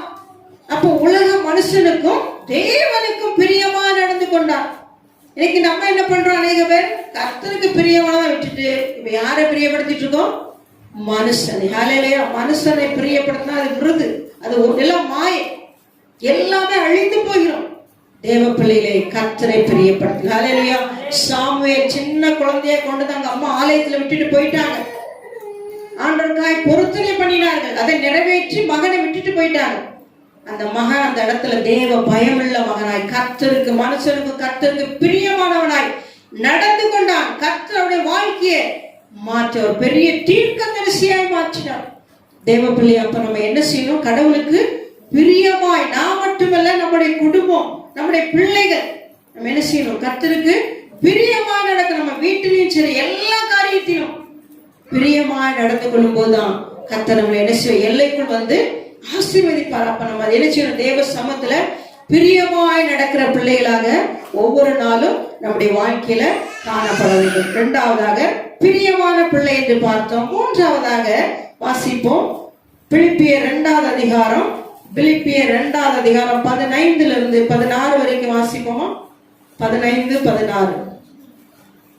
3ஆவதாக கோணலும் மாறுபாடுமான சந்ததியின் நடுவிலே குற்றமற்றவர்களும் கபடற்றவர்களும் எப்படியா? தேவனுடைய மாசற்ற பிள்ளைகளாய் இருக்கும்படி எல்லாவற்றையும் முறுமுறுப்பில்லாமல் தர்க்கிப்பில்லாமல் என்ன செய்யணுமா? செய்ய வேண்டும். இங்க மாசற்ற பிள்ளைகள், மாசற்ற எந்த கரை இல்லாமல், எந்த அசுத்தமான காரியம் இல்லாமல் சுத்தமுள்ளவர்களாய் மாசற்றவர்களாய் என்ன செய்யணும்? மாசற்ற பிள்ளைகளாய் இருக்க வேண்டும் என்று ஆண்டவர் விரும்புகிறார். ஹல்லேலூயா. கரைதரையற்ற குற்ற மனசாட்சியுள்ளவர்கள் அல்ல. முறுமுறுப்பு, தர்க்கிப்பு, எப்ப பார்த்தாலும் முறுமுறுன்ட்டு இருக்கிறது. ஒருத்தரை பார்த்த உடனே அவங்களை குறை சொல்லுகிற ஆவி, இதெல்லாம் கர்த்தருக்கு பிரியம் இல்லாது. ஹல்லேலூயா. நீங்க எப்படிப்பட்ட பிள்ளையா இருக்கணும்? 3வது, மாசற்ற பிள்ளைகள். எந்த அசுத்தமும் உங்கள்கிட்ட இருக்கக்கூடாது. அப்படி சுத்தமுள்ள பரிசுத்தமுள்ள பிள்ளைகளா இருக்கணும். ஏன்னா நம்முடைய ஆண்டவர் பரிசுத்தர். ஹல்லேலூயா. ஆராதிக்கிற நாம் எப்படி இருக்கணும்? பரிசுத்தத்தோட இருக்கணும். அநேகரும் இங்க ஆராதிச்சிருக்கோம், நம்ம எண்ணங்கள் சிந்தெல்லாம் எங்கெல்லாமோ சுத்திட்டு இருக்கும், பார்வையெல்லாம் ஒரு பக்கமா போயிட்டு. தேவ பிள்ளை கர்த்தருடைய ஆலயத்துல நம்ம கண் எப்படி இருக்கணும்? நேரா இருக்கணும். ஹல்லேலூயா. கண் மூடி ஜெபம் பண்ண சொன்னா எப்படி இருக்கணும்? கண்ணை மூடி நல்ல பக்தியா இங்க வந்து நின்னாலே கண்ணை திறக்கிறதுக்கே நம்மளால முடியல. ஆனா ஒரு சில என்ன பண்ற? கண்ணை மூடிட்டே இருக்கு. ஏன் அப்படி மூடி திறந்துட்டு அப்படி பார்த்துட்டு இருக்கீங்க தெரியும். நம்ம ஆலயத்துல என்ன பண்ணணும்? கண்களை மூடி ஆராதிக்கும் போது அந்த பிரச்சனை நம்மள என்ன செய்யும்? நிரப்பும். கண்ணை திறந்து பாருங்க, வேடிக்கை தான் பார்க்க சொல்லும். தேவ பிள்ளை கண்களை மூடி நல்லா என்ன செய்யணும்? தேவ சமத்துல ஜெபம் பண்ணும் போது ஆண்டவர் நிச்சயவங்களை ஆசீர்வதிப்போம். அப்போ நம்ம தேவ சமத்துல பயத்தோடு மாசற்றவர்களாக, முறுமுறுப்பு இல்லாமல், தர்க்கிப்பு இல்லாமல் மாசற்ற பிள்ளைகளா இருக்கும் போது அதை கர்த்தர் என்ன செய்யறார்? விரும்புகிறார். ஹல்லேலூயா. 14வது வசனத்தை வாசிப்போம். அதே அதிகாரத்துல 14. நான் வீணாக ஓடினதும் வீணாக பிரயாசப்பட்டதும் இல்லை என்கிற வீணாக பிரயாசப்பட்டது இல்லை என்றபடி இல்லை என்கிற மகிழ்ச்சி இல்லை என்ற மகிழ்ச்சி கிறிஸ்துவின் நாளில் எனக்கு உண்டாயிருப்பதற்கு கிறிஸ்துவின் நாளில் எனக்கு உண்டாயிருப்பதற்கு ஜீவ வசனத்தை பிடித்துக் கொண்டு என்ன வசனத்தை பிடிக்கிறோமா? ஜீவ வசனத்தை பிடித்துக் கொண்டு உலகத்திலே சுடர்களைப் போல என்ன செய்யணும்? பிரகாசிக்கிற நீங்கள். ஆமா. அப்போ பாருங்க, நம்ம உலகத்துல எப்படி இருக்கணுமா? ஜீவ வசனத்தை பிடிச்சு கொண்டு மாசற்றவளா இருந்தா நம்ம உலகத்துல ஜீவ வசனத்தை பிடித்து சுடர்களை போல பிரகாசிக்க முடியும். நம்ம உள்ளத்துல கரை அசுத்தம் எல்லாம் வச்சுட்டு, அசுத்தத்தெல்லாம் உள்ள நிரப்பி வச்சுட்டு நான் கர்த்தருக்கு பரிசுத்தம் சொன்னா ஒரு நாள் ஆண்டவர் எடுத்துட்டார், பிரியமான மகளே என்று சொல்ல மாட்டார், மகனே என்று சொல்ல மாட்டார். அப்ப நம்ம கிட்ட என்ன இருக்க கூடாது? கர்த்தருக்கு பிரியம் இல்லாத இருக்க கூடாது. நம்ம ஊழியம் செய்யறோம், அதை செய்யறோம், ஜெபம் பண்றோம், நல்லா இருக்குன்னு சொல்றோம். ஆனா உள்ளத்துல மாசெல்லாம் நிறைஞ்சு இருந்ததுன்னா ஆண்டவர் அதை என்ன செய்யணும்? ஒரு நாளும் பிரியப்பட மாட்டார். தேவ பிள்ளை கவனமா கேளுங்க. நம்ம உள்ள எப்படி இருக்கணும்? மாசற்றதா இருக்கணும். எந்த கரை இல்லாம, எந்த உருவெடுப்பு இல்லாம, கசப்பு இல்லாமல், தேவனுக்கு பிரியமில்லாத காரியம் ஒன்னும் உள்ள இருக்கக்கூடாது. ஆண்டவருக்கு பிரியமான காரியம் தான் இருக்கணும், உள்ள இருக்கும். வாசிப்போம். யூதா 23:24 வாசிப்போமா? யூதா 1ஆம் அதிகாரம் 23-24 வசனத்தை வாசிப்போம். அல்லாமலும் நீங்கள் எப்படி இருக்கிறமா? பகுத்தறிவுள்ளா இருந்து சிலருக்கு இரக்கம் பாராட்டி சிலரை அக்கனியிலிருந்து இழுத்து விட்டு பயத்தோட ரட்சித்து மாம்சத்துல கரைபட்டிருக்கிற வஸ்திரத்தையும் வெறுத்து தள்ளுங்கள். மாம்சத்துல இருக்கிற கரைபட்டிருக்கிற வஸ்திரத்தை, கர்த்தருக்கு பிரியமில்லாத மாசை கெடுக்கிற, மாசற்ற பிள்ளைன்னு சொல்லிட்டு அந்த வாழ்க்கையை கெடுக்கிற, சீரழிக்கிற, அவமானப்படுத்துற, நிந்திக்கிற, துன்பப்படுத்துகிற இப்படிப்பட்ட காரியத்திலிருந்து என்ன செய்யணும்? அந்த அழுக்கை, அந்த வஸ்திரங்களை என்ன செய்ய? நீங்க களைந்து போடணும். ஹல்லேலூயா. களைந்து போட்டு அடுத்து வாசிப்போம். வழுவாதபடி நீங்க என்ன செய்யணும்? உங்களை காக்கவும்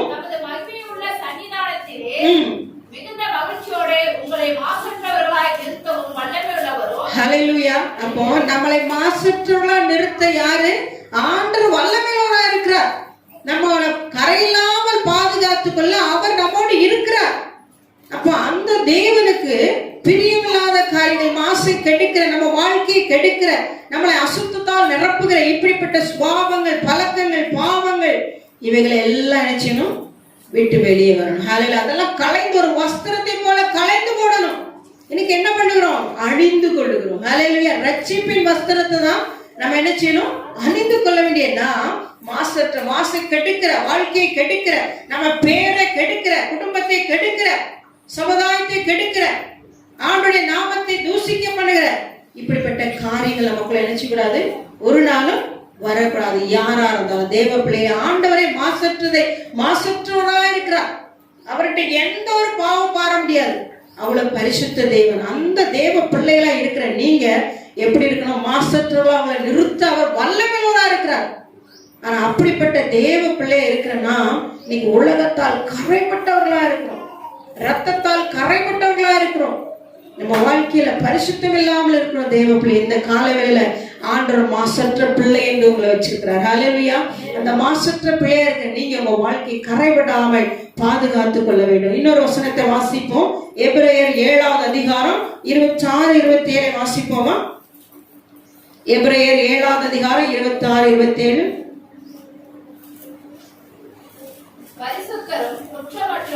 பரிசுத்தரும் குற்றமற்றவரும் அவர் எப்படிப்பட்டவரா? மாசில்லாதவரும் பாவிகளுக்கு விலகினவரும் வானங்களிலும் உயர்ந்தவருமாய் இருக்கிற எப்படிப்பட்டவரா? இவ்விதமான எப்படிப்பட்டவரா? பிரதான ஆசாரியரே நமக்கு ஏற்றவராய் இருக்கிறார். ஹல்லேலூயா. அவர் எப்படிப்பட்ட தேவன்? பிரதான ஆசாரியா இருக்கிறார். மாசற்ற தேவன் அவர், பிரதான ஆசாரி. நம்முடைய வாழ்க்கையை பரிசுத்தப்படுத்தின பிரதான ஆசாரியர் நமக்குள்ள இருக்கிறார். நாம் ஏன் உலக பாவத்தை நோக்கி பார்க்கணும்? அவ்வளவு பெரிய தேவன் மாசற்ற பிள்ளை என்று சொல்லுகிறார். அப்படிப்பட்ட பிள்ளையா இருக்கிற நாம் என்ன செய்வோம்? நம்ம கைகளை கரப்படுத்த கூடாது. ஹல்லேலூயா. இந்த கரங்கள் பரிசுத்த கரங்கள். வேதத்துல சொல்லுங்க, பரிசுத்த கரங்களை உயர்த்தி ஆராதிங்கள் சொல்லுங்க. இந்த கரத்துல நம்ம தவறு செய்யக்கூடாது, பாவம் செய்யக்கூடாது, திருடக்கூடாது. ஹல்லேலூயா.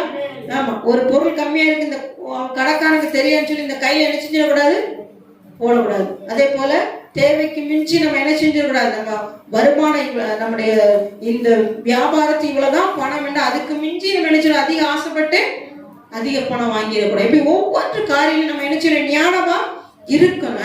ஏன்னா நம்ம யாருடைய பிள்ளைகள்? ஆண்டுடைய பிள்ளைகள், மாசற்ற பிள்ளைகள். நம்மகிட்ட நேர்மை நீதியை பார்ப்பார்கள். கிறிஸ்தவர்கள் என்றால் நேர்மையானவர், நீதி உள்ளவர்கள், உண்மை உள்ளவர்கள், உறுதி உள்ளவர்கள் அப்படின்னு சொல்லணும். அப்ப நம்ம அதை கரப்படுத்திட்டோம்னா நம்மள என்ன செய்ய மாட்டாங்க, சொல்ல மாட்டாங்க. அப்ப நம்முடைய தேவன் மாசற்றவர், பிரதான ஆசாரியர். அப்படிப்பட்ட தேவ பிள்ளைகளாய் நாம் அவருடைய சமத்துல மாசற்றவர்களாய் இருக்க வேண்டும். இன்னொரு வசனத்தை வாசிப்போம். வெளிப்படுத்தல் 14:5. வெளிப்படுத்தல் 14வது அதிகாரம் 5வது வசனம். இவர்களுடைய வாயிலே கபடம் காணப்படவில்லை. இவர்களுடைய வாயில் என்ன காணப்படலையா? கபடம் காணப்படவில்லை. தேவனுடைய சிங்காசனத்துக்கு முன்பாக மாசில்லாதவர்களாய் இருக்கிறார்கள். ஹல்லேலூயா.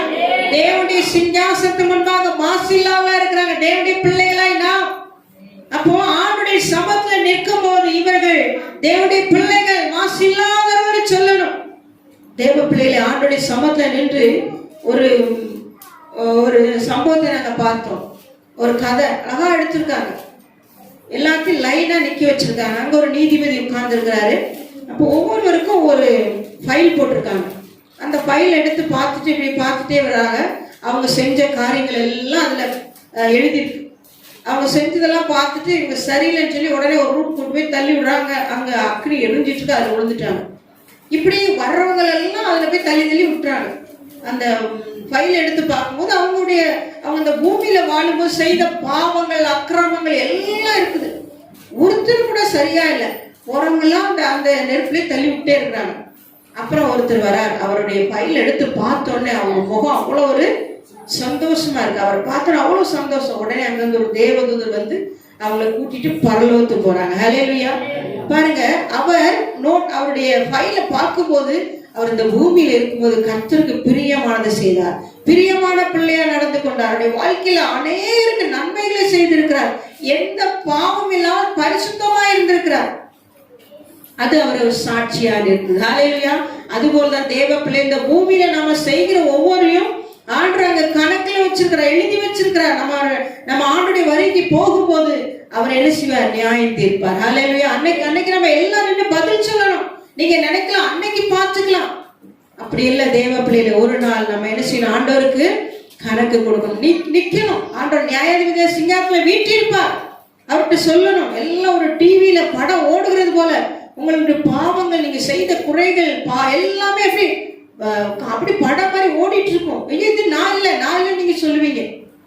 ஆனால் அங்க உங்களுக்கு ஒண்ணுமே சொல்லப்படாது. ஹல்லேலூயா. அப்படியே அமைதியா கூட்டு போய் என்ன செய்வாங்க? எரிகிற நரகத்துல தள்ளிடுவாங்க. அவ்வளவுதான். அங்க உங்களை விடுதலையாக்க யாராலும். இப்போ நீங்க மனம் திரும்புற இடம் இதுதான். இந்த இடத்துல நீங்க எவ்வளவு பாவம் செஞ்சிருந்தாலும் தேவ சமத்துல அறிக்கைட்டு இனி அதை தொடக்கூடாதுன்னு சொல்லி ஒரு தீர்மானம் எடுத்து கர்த்தருக்காக மாற்றிக்கொண்ட டைம் இது. அப்ப இந்த இடத்துல நம்ம மனம் திரும்பாம போயிட்டா அங்க போய் என்ன செய்ய முடியாது? ஒரு நாளும் மனம் திரும்பவே முடியாது. உங்களுக்கு சான்ஸே கிடையாது. உடைய டைம் எல்லாம் இங்கதான். இங்க நீங்க எவ்வளவு தூரம் மன்னிப்பு கேட்டு ஆண்டோட ஒப்புரவு ஆயிக்கலாம். ஆனா அங்க போய் ஆண்டரை என்ன மன்னிச்சுவார், என்னை ஏத்துக்குவாங்க ஒரு நாள் நம்ம நினைச்ச முடியாது, நினைச்சே பார்க்க முடியாது. ஹல்லேலூயா. அதனால தேவ பிள்ளைகள் மாசற்றவளா இருக்க வேண்டும் என்று கர்த்தர் விரும்புகிறார். அடுத்த ஒரு வசனம் வாசிப்போம். எபேசியர் 5:27. எபேசியர் 5வது அதிகாரம் 27வது வசனம். கரைதிரை முதலானவைகள் ஒன்றும் இல்லாமல் பரிசுத்தமும் பிழையற்றதுமான மகிமையுள்ள சபையாக அதை தமக்கு முன் நிறுத்திக் நிறுத்திக் கொள்வதற்கும் ஆமா, அதை தமக்கு முன் நிறுத்திக் கொள்வதற்கு தம்மைத்தாமே அதற்காக ஒப்பு கொடுத்தார். தம்மை தாமே அவர் ஒப்பு கொடுத்தார். ஹalleluya. தேவ பிள்ளைகளே, மகிமையாக அவர் தம்மை தாமே ஒப்பு கொடுத்தார். அதுபோல இந்த காலவேளை நமக்காக ஒப்பு கொடுத்த தேவனை போல நாம் வாழும்போது நம்ம பரலோக ராஜ்யத்தில் என்ன செய்ய முடியும்? அவருக்கு மாசற்ற பிள்ளைகளா போய் நிற்க முடியும். என்னுடைய பிள்ளை மாசற்றவன் என்று சொல்லுவார். அவர் உங்களை வரவழைப்பார். தேவ பிள்ளை, அப்ப இந்த உலக பாவங்களை கரையாக்கி கொள்ள, உலகத்துடைய காரியத்தினால உங்க இருதயத்தை, உங்க எண்ணங்களை, உங்க சிந்தனைகளை, அருமையான வாலிப சகோதரனை சகோதரியை, உங்க வாழ்க்கையை காத்துக் கொள்ளுங்க பரிசுத்தமா. ஏன்னா அவர் பரிசுத்தர். அவர் இந்த உலகத்துல வாழ்ந்த பரிசுத்தமா இருந்தார். உலகத்தின் அதிபதி வருகிறான், அவனுடைய காரியம் என்னிடத்தில் ஒன்றுமில்லை என்று சொன்னார். இன்னைக்கு நம்மளால சொல்ல முடியுமா? இங்க இருக்கிற அருமையான சகோதரனை சகோதரி, நீங்க சொல்ல முடியுமா? நம்ம வாழ்க்கையில அநேக தேவனுக்கு பிரியமில்லாத காரியம் இருக்கலாம். அதனால ஒவ்வொரு காரியத்திலும் நம்ம பேச்சு, எண்ணம், பார்வை, சிந்தனை, இதுல நம்ம என்ன செய்யணும்? ஒரு நாளும் கரையில்லாமல் பரிசுத்தமாய் பிழையற்றதா இருக்க வேண்டும். ஏன்னா அவர் நம்மை ஒப்பு கொடுத்திருக்கிறார். எல்லாவற்றையும் அவர் மேல போட்டுட்டு நீங்க பரிசுத்தமா வாழ வேண்டும் என்று சொல்லி அவரே நம்முடைய எல்லா காரியத்தையும் ஏற்றுக்கொண்டார். இன்னும் நம்ம அதை செய்தோம் என்றால் நம்ம எப்படி இருப்போம்? கரை உள்ளவர்களா இருப்போம். ஹல்லேலூயா. அதனால நம்ம வாழ்க்கையில மாசற்றவர்களா இருக்க வேண்டும் என்று கர்த்தர் விரும்புகிறார். நான்காவது காரியமாக வாசிப்போம். 2 யோவான் 1:4 வாசிப்போமா? 2 யோவான் 1ஆம் அதிகாரம் 4வது வசனத்தை வாசிப்போம்.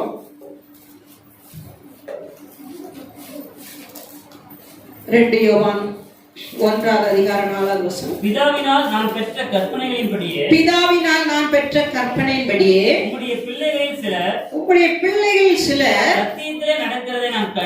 சத்தியத்திலே நடக்கிறதை நான் கண்டு, மிகவும் சந்தோஷப்பட்டேன். கரங்களை அலையிலே சொல்லுவாங்க. பிள்ளைகள் சத்தியத்துல நடக்கிறதை பார்த்து பெற்றோர் என்ன செய்வாரா? சந்தோஷப்படுவார். இது ஆண்டுடைய விருப்பம். அப்ப நான்காவதாக சத்தியத்தில நடக்கிற பிள்ளைகளா இருக்க வேண்டும். நான்காவது எப்படி எதிர்பார்க்கிறார் ஆண்டவர்? தேவனுடைய பிள்ளை எப்படி எதிர்பார்க்கிறார்? சத்தியத்தில நிற்கணும். சத்தியத்தை அறிவீர்கள், சத்தியம் உங்களை விடுதலையாக்கும். ஆமா, அநேகமாயிரம் பொன் வெள்ளியை பார்க்கிலும் நீர் விளம்பின வேதமே நலம் என்று சொல்லப்பட்ட சங்கீதத்துல வாஸ்தவம் இல்ல. நான் உபத்திரப்பட்ட நல்லது, அதனால என்ன செஞ்சேன்?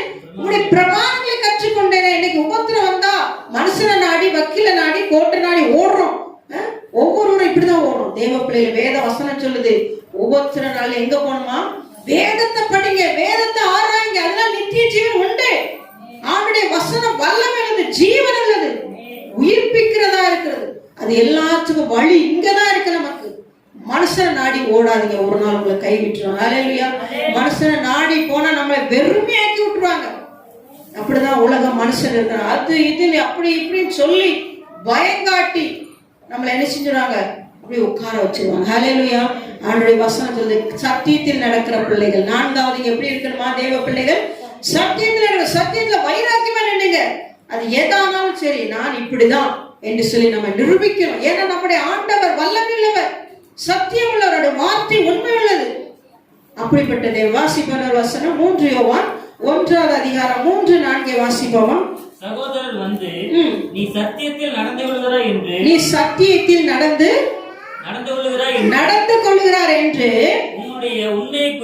உன்னை குறித்து சாட்சி கொடுத்த போது மிகவும் சந்தோஷப்பட்டேன். எதை குறித்து சாட்சி கொடுத்தாரோ சொல்லுங்க? எதை குறித்து? உண்மை குறித்து. ஹல்லேலூயா.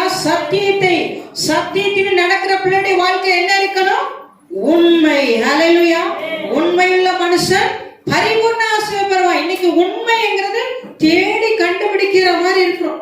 தேவ பிள்ளையை உண்மையா இருக்கும். பேச்சில உண்மை, நம்முடைய செயல்களே உண்மை, நம்முடைய வாக்கு ஒருத்தருக்கு சொல்லுகிறோம், அது உண்மையா இருக்கணும். ஏமாற்றுகிற காரியம் இருக்கக்கூடாது. கர்த்தருடைய சமத்துல என்ன செய்யணும்? ஒரு நாளும் ஏமாற்றுகிற காரியம் கூடாது. உண்மையாய் பேசணும், உண்மையை சொல்லணும். உங்களால முடிஞ்சதோ முடியல என்ன செய்யணும்? சொல்லிடணும். ஹல்லேலூயா. அதனால கர்த்தருடைய சமத்துல இந்த அப்போ இன்னைக்கு நாளைக்குன்னு சொல்லி ஏமாற்றக்கூடாது. உண்மையுள்ள மனுஷன் தான் கர்த்தர் என்ன செய்வாராம்? ஆசீர்வதிப்பேன்னு சொல்லுங்க. அப்ப உண்மைதான் சாட்சி கொடுக்கும். யோவான் ஸ்நானன் கர்த்தர் கொடுத்து சாட்சி கொடுத்தாரு. ஹல்லேலூயா. அவர் எவ்வளவு வல்லமையுள்ள தேவன். ஹல்லேலூயா. அவர் ஒளியா இருக்கிறார், ஜீவனுள்ள தேவன். அந்த தேவன் நம்மளை குறித்து என்ன சொல்றார்? சத்தியத்தின்படி நடக்கிற பிள்ளைகள் என்று சொல்லுகிறார். ஹalleluya. அப்ப தேவனுடைய வசனத்துக்கு நம்ம சாட்சியா நிக்கணும். இன்னைக்கு வசனத்துக்கு சாட்சி இல்லாமல் இருக்கிறோம்.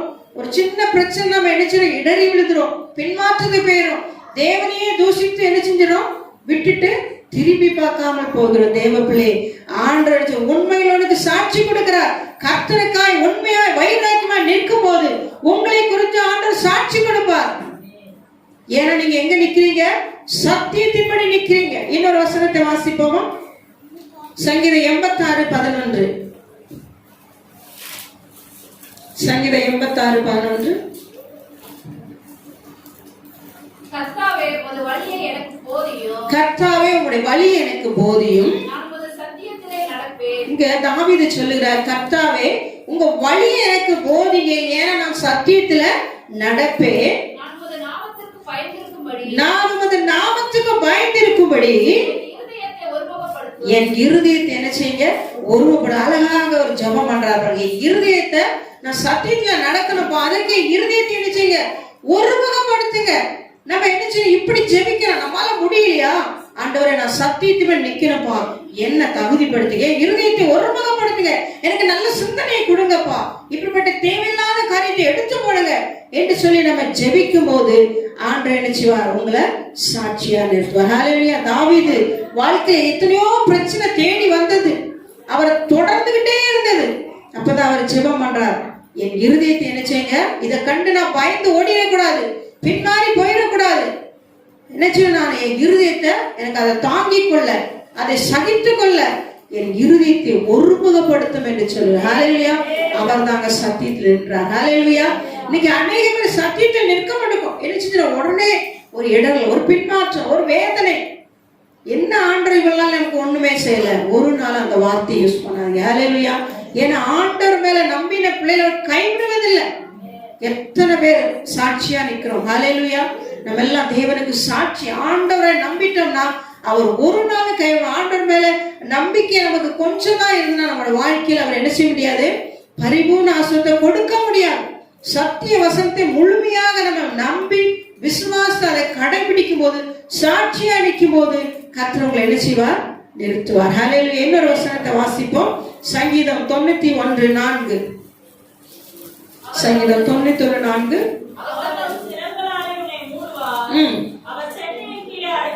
அவர் செட்டையின் கீழே அடைக்கலம் புகுவாய், அவருடைய சத்தியம் உங்களுக்கு எப்படி இருக்குமா, பரிசையும் கேடகமா இருக்குமா. ஹalleluya. அவ்வளவு ஒரு பாதுகாப்பு பாருங்க. அவரையே அவருடைய சத்தியத்தை நம்ம நிற்கும் போது அது நமக்கு ஒரு நல்ல ஒரு கேடகமாய் நம்மளை தப்புவிக்க பாதுகாக்கிற ஒரு அரணான கோட்டையாக அவருடைய சத்தியம் நமக்கு இருக்கு. ஹalleluya. ஆபத்து காலத்தில் என்ன நோக்கி கூப்பிடு, நான் நினைச்ச உன்னை விடுவிப்பேன் என்று சொல்லுகிறார். நீ என்னை மகிமைப்படுத்தும். அப்ப நம்ம இப்படிப்பட்ட நேரங்களை, அந்த இக்கட்டான சூழ்நிலையில ஆண்டவர் நினைச்சுவார், நம்முடைய ஜெபத்தை கேட்டு நமக்கு உதவி செய்கிறவராக. கடந்த வாரத்துல கர்த்தர் எங்க வாழ்க்கை அப்படி செய்தார். நான் மனுஷனை நம்பல, கர்த்தர் ஆண்டவரே இப்படிப்பட்ட சூழ்நிலை இப்படி இருக்குன்னு சொல்லிட்டாங்க, இனி இப்படிதான் நடக்கும் என்று சொல்றாங்கப்பா, நான் அந்த சூழ்நிலைக்கு போக கூடாது, உங்க வசனம் சத்தியம் உள்ளதப்பா, நீங்க பரிகாரம் சொல்லிருக்கீங்க, உங்க வசனத்தை விட நான் வெட்கப்பட்டு போக கூடாது, நீர் என்னை ஒரு சாட்சியா நிறுத்தும் என்று ஆண்டவர்கிட்ட ஜெபம் பண்ணி. ஹalleluya. சங்கீதம் 20 சங்கீதம் அந்த வார்த்தையை கொண்டு ஆண்டவர் என்னோடு பேசினார். ஹalleluya. அந்த வார்த்தைக்கு அத்தனை வார்த்தையும் எனக்கு கர்த்தர் ஆறுதல் படுது. நான் அப்படி வேதத்தை எடுத்து வாசித்து கொண்டிருக்கும் போது சங்கீதம் 20 சங்கீதம் என் மனசு அப்படி ஒரு தைரியப்படுத்தி தேற்றினது. ஹalleluya. அப்போ வேதத்தை நம்ம என்ன செய்யணும், வாசிக்க வேண்டும். வேதத்து மேல பற்றுதலா இருக்கணும். சத்திய வசனத்தை என்ன சொல்லுவது அதுக்கு கீழ்ப்படியணும். அதை நீங்க கேட்கும் போது, அதை கடைபிடிக்கும் போது அது உங்களுக்கு நல்ல பரிசையும் கேடகமா இருக்கும், ஒரு பாதுகாப்பை தரும். மனுஷன் நமக்கு பாதுகாப்பு, அவனுக்கு பின்னாடி போய் ஒளிஞ்சீங்கன்னா ஒரு நாள் அவனால நினைச்ச முடியாது, பாதுகாப்பு தரவே முடியாது. அவங்க விட்டுருவாங்க, என்னால முடியாதப்பா, நீ அடுத்து பாத்துக்க. எத்தனையோ டாக்டர் பாருங்க, இவ்வளவு தூரம் நாங்க பண்ணிட்டோமா, இன்னும் எங்களால முடியாது, கடவுளே பாருங்க, கடவுள் உங்களுக்கு உதவி செய்வார், இன்னும் கடவுளை நோக்கி பாருங்கன்னு சொல்லி எத்தனையோ டாக்டர் கைவிச்சிருக்கிறாங்க. அப்போ கடைசியில என்ன சொல்றாங்க, இனிமே உங்களுக்கு ஆண்டவர் தான், உங்க கடவுள் தான் உங்களுக்கு உதவி செய்யணும்னு சொல்லி எத்தனை டாக்டர் சொல்லியிருக்காங்க. ஹalleluya. நம்ம டாக்டர் நம்பிலாம் ஓடுறோம், கடைசியில அவங்க கை விரிச்சிருவாங்க. அப்போ கடைசியில கை கொடுக்கறது யாரு, ஆண்டவர் தான். ஹalleluya. அதுக்கு முன்னக்கூட்டி நம்ம என்ன செய்வோம், ஆண்டுடைய வசனம் என்ன சொல்லுது? இப்படிப்பட்ட சூழ்நிலை என்ன செய்யணும் அப்படின்னு கர்த்தரை நாடுங்க, ஊழியக்கார நாடுங்க, சபையை நாடி ஓடி வாங்க, அவருடைய சமத்துல விழுந்து கிடங்க. அவர் உங்களுக்கு என்ன செய்வார்? பரிசையும் கேடகமாயிருப்பார். இன்னொரு வசனத்தை வாசிப்போம். ஏசாயா 38:19. ஏசாயா 38வது அதிகாரம் 19வது வசனத்தை வாசிப்போம். நான் என்று செய்கிறது போல உயிரோடு இருக்கிறவனே உம்மை துதிப்பான். தகப்பன் பிள்ளைகளுக்கு உமது சத்தியத்தை தெரிவிப்பான். கரங்களை ஹல்லேலூயா. நம்முடைய தகப்பன் தகப்பன் நமக்கு சத்தியத்தை தான் அறிவிப்பார். அவருடைய சமத்துல போய் நின்றா நமக்கு என்னதான் சொல்லுவாரு? இந்த வசனத்தில் நான் உன்னை ஆசீர்வதிப்பேன் என்று சொல்வார். ஹல்லேலூயா. அப்போ நம்ம என்ன செய்யணும்? சத்தியத்தை ஆராய்ந்து அறிய வேண்டும். சத்திய வார்த்தைக்கு கீழ்ப்படினா அதை என்ன செவி கொடுத்து கேட்கணும். இந்த வார்த்தை இப்படி சொல்லுகிறேன்னு சொல்லி நம்ம அதை விசுவாசிக்கணும். இன்னைக்கு அநேகவர் எப்போ விசுவாசிக்கிறோம்? எல்லாம் முடிஞ்சு கடைசியில் வந்து எங்க நிற்போம்? ஆண்டோடைய சொன்னது. ஆண்டு இந்த வசனம் இப்படி சொல்லுதுப்பா, எனக்கு உதவி செய்யும். அது மாத்திரமல்ல, வசனத்தையும் சொல்லுவாங்க, அது வேற விதமாவும் செய்வாங்க. ஹல்லேலூயா. உலக மனுஷனை போலயும் செய்து கொண்டிருப்பாங்க. ரெண்டு நினைவுனால என்ன செய்யக்கூடாது? குந்தி நடக்க கூடாதுன்னு சொல்லி 2 கால். ஹல்லேலூயா. இங்க ஒரு கால், அங்க ஒரு கால். ஒரே வழிதான் நமக்கு இருக்கும். நானே வழியும் சத்தியமும் ஜீவனமா இருக்கிறேன், என்ன என்று வேறொரு இல்லைன்னு சொல்லிட்டார். அப்போ வர முடியாது. அவர் தான் நமக்கு வழி, அவர் தான் சத்தியம், அவர் தான் எல்லாம். அப்ப அந்த வார்த்தையில நம்ம நிக்கணுங்க, நிலை நிற்கணும். ஹல்லேலூயா. ஆமா, என்னை விசுவாசிக்கிறவன் என்னை காட்டிலும் பெரியவைகளை செய்வான்னு சொல்லுங்க. அப்ப நம்ம என்ன செய்யணும்? ஆண்டவர் மேல, அவருடைய சத்தியத்து மேல உறுதியா நிற்கும் போது நம்ம என்ன செய்வார்? ஆண்டவர் அழகாக நடத்துவார். அது போலதான் நம்ம பிள்ளைகளையும் நம்ம என்ன செய்யணும்? சத்தியத்துல நடத்துற பெற்றோராகிய நாம் காணப்பட வேண்டும். ஹல்லேலூயா. நீங்க அநேக பெற்றோர்கள் சத்திய வாசந்த காலையில எழுப்பி ஜெபம் பண்ணியா, பைபிள் படிச்சியா, அது இல்லை. என்ன செய்யறோம்? எந்திரிச்சியா, படிச்சியா, அதை பண்ணியா, இதை பண்ணியா? தேவ பிள்ளைகளே, முதலாவது பிள்ளைகளை எழுப்பி என்ன செய்யுங்க? ஜெபம் பண்ண வைங்க, வேதத்தை வாசிக்க வைங்க. காலையிலே கொடுக்க வேண்டிய போஷாக்கு எதுதான்? சத்திய வசனம். ஹல்லேலூயா. இது உங்களுக்கு ஜீவனை கொடுக்கும், ஆத்மா உயிர்ப்பிக்கும், ஆசுவாத்தை கொடுக்கும், நல்ல வழியில நடத்தும். மனுஷனுடைய வார்த்தையை கேட்டு உட்கார்ந்துறாங்க. முதலாவது என்ன செய்யுங்க? தேவனுடைய ராஜ்யத்தினுடைய நீதியும் தேடுங்க. அப்போ 4வதாக சத்தியத்துல நடக்கிற பிள்ளைகள். எப்படிலாம் சத்தியத்துல நம்ம நடக்கணும்? சத்தியத்துல நடக்க வேண்டும் என்றால் உண்மையா இருக்கணும், சாட்சி கொடுக்கணும். அது நம்ம வாழ்க்கையில சந்தோஷத்தை கொடுக்கிறது, இருதயத்தை ஒருமுகப்படுத்துகிறது. அது நமக்கு நல்ல பரிசையும் கேடகமா இருக்கிறது. சத்தியத்தை தெரிவிப்பான். ஹல்லேலூயா. சத்தியத்தை அறிந்தாதான் நம்ம சத்தியத்தை போய் தெரிவிக்க முடியும். நம்மளே சத்தியத்தை அறியாமல் இருந்தா பிறருக்கு சத்தியத்தை சொல்ல முடியுமா? தேவ பிள்ளைகள, அப்போ சத்தியத்தை எங்க நாடணும்? வேத வசனத்தை அனுதினமும் உங்களுடைய உணவாக அதை என்ன செய்யணும்? உட்கொள்ள வேண்டும். ஹல்லேலூயா. அதுதான் உங்களுக்கு வழிகாட்டி. 5வதா கடைசியாக வாசிப்போம். கலாத்தியர் 4வது அதிகாரம் 28 31 வரைக்கும் வாசிக்க கேட்போமா?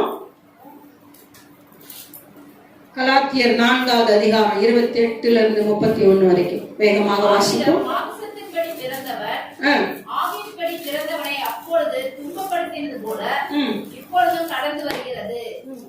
அப்போ இங்க என்னன்னா வாக்கு தத்தங்களின் பிள்ளை. ஹல்லேலூயா.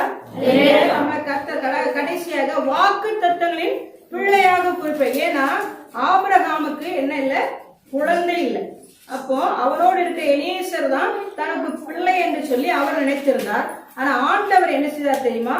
அவன் உன்னுடைய கர்ப்ப பிள்ளை இல்லை, உனக்கு அவன் இல்லை, நான் உனக்கு என்ன செய்வேன்? சுதந்திரமான உன் வாரிசாக ஒரு பிள்ளை என்ன செய்வேன்? தருவேன் என்று அவர் வாக்கு பண்ணினார். வாக்கு தத்தத்தின் பிள்ளைதான் யாரு? இந்த ஈசாக்கு. ஹல்லேலூயா. 100 வயதாக இருக்கிற இந்த ஆபிரகாமுக்கு முடியாத சூழ்நிலை. அதே போல சாராளுக்கும் எல்லா காரியம் நின்று போயிடுச்சு. இனி சான்ஸே இல்ல, குழந்தை பிறக்கிற சான்ஸே கிடையாது. அப்படிப்பட்ட ஒரு சாராளை பார்த்து நீ ஒரு உற்பத்தி காலத்தை என்ன செய்வார்? ஒரு குழந்தையை பெறுவாய். பாருங்க, முடியாது அவங்களுக்கு, அது நம்பவே முடியல. அந்த அம்மா என்ன செஞ்சுட்டு உடனே இந்த காரியம் சொன்னோன்னே சிரிச்சுட்டாங்க. இது எப்படி நடக்கும் அப்படின்னு சொல்லி ஒரு மாதிரி அது அம்மாவுக்கு ஒரு விதமான ஆயிடுச்சு, சிரிச்சுட்டாங்க. அப்ப ஆண்டவர் சொல்ல, நிச்சயமா உற்பத்திக்கு நான் சொன்ன நாளிலே ஒரு குழந்தை உங்களுக்கு என்ன செய்யும்? பிறக்கும். அவன் தான் உனக்கு கர்ப்ப பிறப்பு பையன். ஆமேன், அவன் தான் உன் சந்ததி என்று சொல்லி ஆண்டவர் என்ன செஞ்சார்? வாக்கு தத்தம் பண்ணினார். அப்போ வாக்கு தத்தத்தின் பிள்ளை தான் யாரு? இந்த ஈசாக்கு. அப்ப அவன் மூலமா தான் உன் சந்ததி என்ன செய்வேன்? ஆசிர்வதிப்பேன்னு சொல்லி அவனுக்கு ஒரு உரிமையை கொடுத்து அந்த இடத்துல கர்த்தர் அவங்களை ஆசீர்வதித்தார். ஹல்லேலூயா. எப்படி என்றால் மாம்சத்தின்படி பிள்ளைகளானவர்கள் தேவனுடைய பிள்ளைகள் அல்ல. மாம்சத்தின்படி இருக்கவங்க தேவனுடைய பிள்ளைகள் அல்ல, வாக்கு தத்தத்தின்படி பிள்ளைகளானவர்களே, வாக்கு தத்தத்தின்படி பிள்ளைகளானவர்களே சந்ததி என்று எண்ணப்படுகிறார்கள். அந்த சந்ததி என்று எண்ணப்படும். அப்போ வாக்கு தத்தத்தின் பிள்ளை. ஐந்தாவதாக நம்ம யாருடைய பிள்ளை? வாக்கு தத்தங்களின் பிள்ளை. ஆண்டோடைய வாக்கு தத்தம் வல்லமை உள்ளது, ஜீவன் சொல்லியிருக்கிறோம். ஆண்டவர் நமக்கு ஒவ்வொரு மாதமும் என்ன செஞ்சிட்டு இருக்க? வாக்கு தத்தங்களை கொடுக்கிறார். வருஷத்துல நம்ம என்ன செய்யறோம்? வாக்கு தத்தங்களை சபைக்காய் கொடுக்கிறோம். அது மாத்திரமல்ல, அந்த வாக்கு தத்தங்களை நம்ம ஒவ்வொருவரும் தனிப்பட்ட முறையில் என்ன செய்யறோம்? சுதந்தரிக்கிறோம். ஹல்லேலூயா. அப்ப சுதந்தரிக்கும் போது வாக்கு தத்தத்தை நம்ம என்ன செய்யறோம்? அதை பெற்றுக்கொண்டு சும்மா விட்டு விடாதபடி அந்த வாக்கு தத்தத்தை நம்ம விசுவாசிக்கணும். அதை நம்ம வாழ்க்கையில தினந்தோறும் என்ன செய்யணும்? அறிக்கையிடணும். ஹல்லேலூயா. அப்ப அறிக்கையிடும் போதுதான் அந்த வாக்கு தத்தம் நமக்கு என்ன செய்யும்? நிறைவேற முடியும். இங்க ஆபிரகாமுக்கு ஆண்டவர் சொன்னார், உனக்கு ஒரு உற்பத்தி காலத்தில் என்ன செய்ய போறேன்? ஒரு குமாரனை கொடுக்க போகிறேன், அவன் தான் உனக்கு குமாரன் என்று சொன்னார். உங்க சுதந்திரமான பையன் சொன்னார். இவன் இந்த எலியேசர் உனக்கு இல்ல. அப்படிங்கும்போது பாருங்க, ஆண்டவர் சொன்ன வார்த்தையை விட்டுட்டாரா? நிறைவேற்றாம போனாரா? நிறைவேற்றினார். ஹல்லேலூயா. ஏன்னா நீ விசுவாசத்தினால் தேவனுடைய மகிமையை காண்பா என்று சொன்னார். விசுவாசிக்கிறவனுக்கு எல்லாம் கூடும். அப்ப நம்ம என்ன செய்யணும்? வாக்கு தத்தங்களை விசுவாசிக்கணும். ஹல்லேலூயா. அந்த சாரால் என்ன செஞ்சாங்க? நகைத்தார்கள், இது நடக்கவே முடியாது அப்படின்னு ஒரு சந்தேகம் இருந்தது. ஆனால் ஆபிரகாம் ஆண்டவர் சொன்னதை என்ன செய்வார்? நிறைவேற்றுவார் சொல்லி ஆபிரகாம் விசுவாசத்தின் தகப்பன். அவர் என்ன செஞ்சார்? வாக்கு தத்தங்களை வைத்து ஜெபித்து ஆண்டவர் செய்வார் என்று சொல்லி அவர் ஆவலோடு அதே போல ஆண்டவர் சொன்னதை செய்தார். ஹல்லேலூயா. அப்போ நமக்கு வாக்கு தத்தத்தின் பிள்ளையா இருக்கிற நமக்கு தேவன் ஒவ்வொரு வசனத்தை கொடுக்கும் போது அதை நம்ம என்ன செய்யணும்? ஆசீர்வாதத்தை சுதந்திரித்துக் கொள்ளணும், எடுத்துக்கொள்ளணும். இன்னைக்கு அநேக பேர் வாக்கு தத்தங்களை வாசித்து அப்படியே விட்டுட்டு போயிடும். வாக்கு தத்தங்களை வாசித்து என்ன செஞ்சிடும்? விட்டுட்டு போயிடும். அதை நம்ம என்ன செய்யணும்? விசுவாசிக்கணும். அதை நம்ம என்ன செய்யணும்? அதுல இருக்கிற ஆசீர்வாதத்தை எடுத்துக்கொள்ளணும். அப்ப கர்த்தர் வைத்திருக்கிற வாக்கு தத்தங்கள் யாருக்கு? உங்களுக்கும் எனக்கும் தான். அப்ப நம்ம தான் என்ன செய்யணும்? போய் சுதந்திரத்துக்கு கொள்ளும். ஆண்டவர் நம்மளை அடிமையா இருந்த எங்கேயோ கடந்த நம்மளை ஆண்டவர் அவர் ரத்தத்தினால மீட்டு ரத்தத்தினால கழுவி சுத்திகரித்து பரிசுத்தப்படுத்தி ஆசீர்வாதமா இருக்க வேண்டும் என்று உங்களை எடுத்து நிறுத்தி மேல வச்சிருக்கிறார். நீங்க என்ன பண்றீங்க? திரும்ப அந்த பழைய நிலையை நோக்கி பார்த்துட்டு இருக்கீங்க. அதற்கெல்லாம் உங்களை ஆண்டவர் சுதந்திரித்திருக்கார். ஹல்லேலூயா. உங்களை நல்ல வாழணும், நல்ல ஆசீர்வாதமா இருக்கணும் என்பதுக்காக அந்த பழைய பாவத்துல இருந்து, பழைய சுவாத்துல இருந்து உங்களுக்கு வாக்கு தத்தத்தை கொடுக்க வேண்டும், நிறைவேற்ற வேண்டும் என்று எடுத்து தூக்கி நிறுத்தி வைத்திருக்கார். நீங்க திரும்ப நினைச்சிருங்க, கீழே பார்த்துட்டு கூட. ஹல்லேலூயா. அப்ப கொடுத்த வசனத்தை அவரை நிறைவேற்ற போதுமானவரா இருக்கிறார். நாம் அதை சுதந்திரத்துக் கொள்ள ஆயத்தமா இருக்கணும்.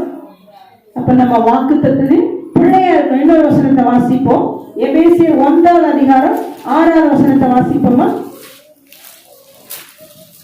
நம்முடைய தயவுள்ள சித்தத்தின்படியே நம்ம இயேசு கிறிஸ்து மூலமாய் நமக்கு சுவிகார புத்திரராகும்படி அவர் என்ன செஞ்சிருக்கார்? சுதந்திரமான புத்திரனாக, விடுதலையான மகன், சுதந்திரமான மகனாகும்படி நம்மளை என்ன செஞ்சிருக்கிறார்? இப்போ முன் குறித்திருக்கிறார். ஹல்லேலூயா. நீங்க வாக்கு தத்தங்களை பெற வேண்டும் என்று சொல்லி அவர் உங்களை முன்னே குறிச்சிட்டார், அதுக்கு ஆயத்தப்படுத்திட்டார். சுதந்திரமா இருக்க வேண்டும், ஆசமா இருக்க வேண்டும் என்று. இன்னும் இந்த கஷ்டத்துல, இந்த பண நெருக்கடியில, இன்னும் இந்த வறுமையில இருப்பதுக்கு உங்களை தெரிந்து கொள்ளல. இதுல இருந்து வெளியே கொண்டு வந்துட்டாரு. நீங்க தான் என்ன செய்யணும்? கர்த்தர் கொடுக்கிற ஆசீர்வாதத்தை சுதந்திரத்துக் கொள்ளணும். நீங்க ஆயத்தமானும். நீங்க என்ன செஞ்சுட்டு இப்போ உலகத்தை நோக்கி ஓடிக்கொண்டு இந்த வார்த்தையை நம்புறதில்ல, விசுவாசிக்கிறதில்ல. ஹல்லேலூயா. ஆபிரகாம் அப்படி இருந்தா ஈசாக்கை பெற்றுக்க முடியுமா? ஒரு நாளும் பெற்றுக்க முடியாது. அப்ப கடவுள் சொன்ன அதை நிறைவேற்றுவார் என்று சொல்லி அவர் என்ன செஞ்சார்? விசுவாசித்தார். ஹல்லேலூயா. அப்ப வாக்கு தத்தங்கள் யாருக்குரியது? வேறொருக்குரியதா? உங்களுக்கு கொடுத்துரு. உங்க உரிமை, உங்க சுதந்திரம். அதை நீங்க உரிமைப்படுத்தி வாக்குத்தத்தை எழுதி வைங்க. கடன் வாங்காதிருப்பாய், நீ கடன் கொடுப்பாய், கடன் வாங்காதிருப்பாய். அப்ப அது வசனம் எழுதி ஜோம் ஆண்டவரே இதுல எப்படி பட்டிருப்பா, இந்த வசனம் நான் விசுவாசிக்கிறேன், இதை நான் எடுத்துக்கொள்கிறேன்.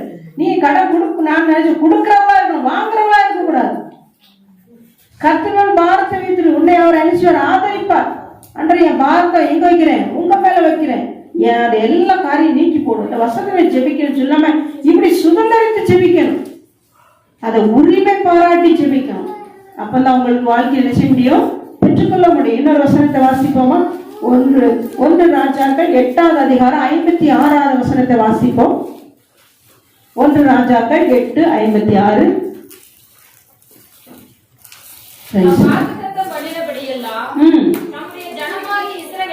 தம்முடைய ஜனமாகிய இஸ்ரவேலுக்கு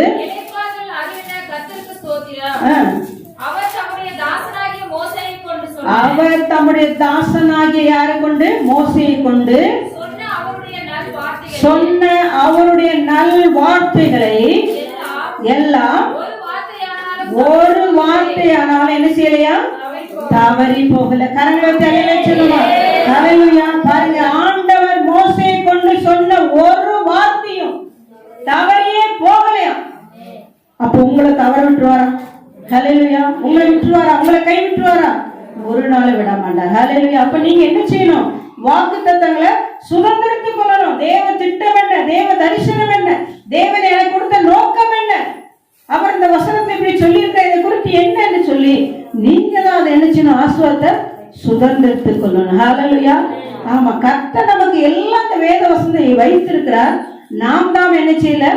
இப்போ சாப்பிடுறதுக்கு தட்டு இருக்குது, அந்த தட்டுல எல்லா வகை பொருளும் சாப்பிடுறதுக்கு எல்லா வகை உணவுகள் வைக்கப்பட்டிருக்கு. நீங்க என்ன செய்யணும், அதை கையை வச்சு எடுத்து சாப்பிட்டாதான் வாய்க்கு போகும். நீங்க அதை பார்த்துட்டே இருந்தா என்ன செய்ய போகுமா, வாய்க்கல போகாது. அப்ப நம்ம தான் என்ன செய்யணும், அதை கையை கொண்டு எடுத்து என்னென்ன வேணும் அதெல்லாம் எடுத்து சாப்பிடணும். அப்போ யாரும் வந்து கூட்டி விட மாட்டாங்க, அப்படி பார்த்துட்டே இருக்க வேண்டியதான் நீங்க. அப்ப நமக்கு கொடுத்துட்டார் ஆண்டவர் எல்லா ஆசீர்வாதம், எல்லா வகை ஆசீர்வாதம் வேதத்துல இருக்குது. நீங்க அப்படியே பார்த்துட்டே தான் இருக்கு.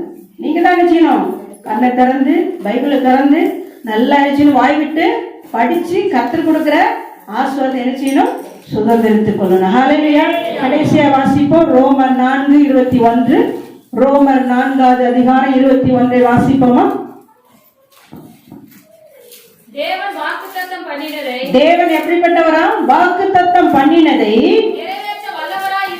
நிறைவேற்ற வல்லவரா இருக்கிறார் என்று முழு நிச்சயமாய் நம்பி தேவனை மகிமைப்படுத்தி விசுவாசத்தில் வல்லவனானான். கரங்களை தேவையான அவர் வாக்குத்தத்தம் பண்ணினே நிறைவேற்ற எப்படிப்பட்டவரா இருக்கிறாரா, வல்லவரா இருக்கிறான். நீங்க என்ன செய்யணும், அவரை நம்பணும், விசுவாசிக்கணும்.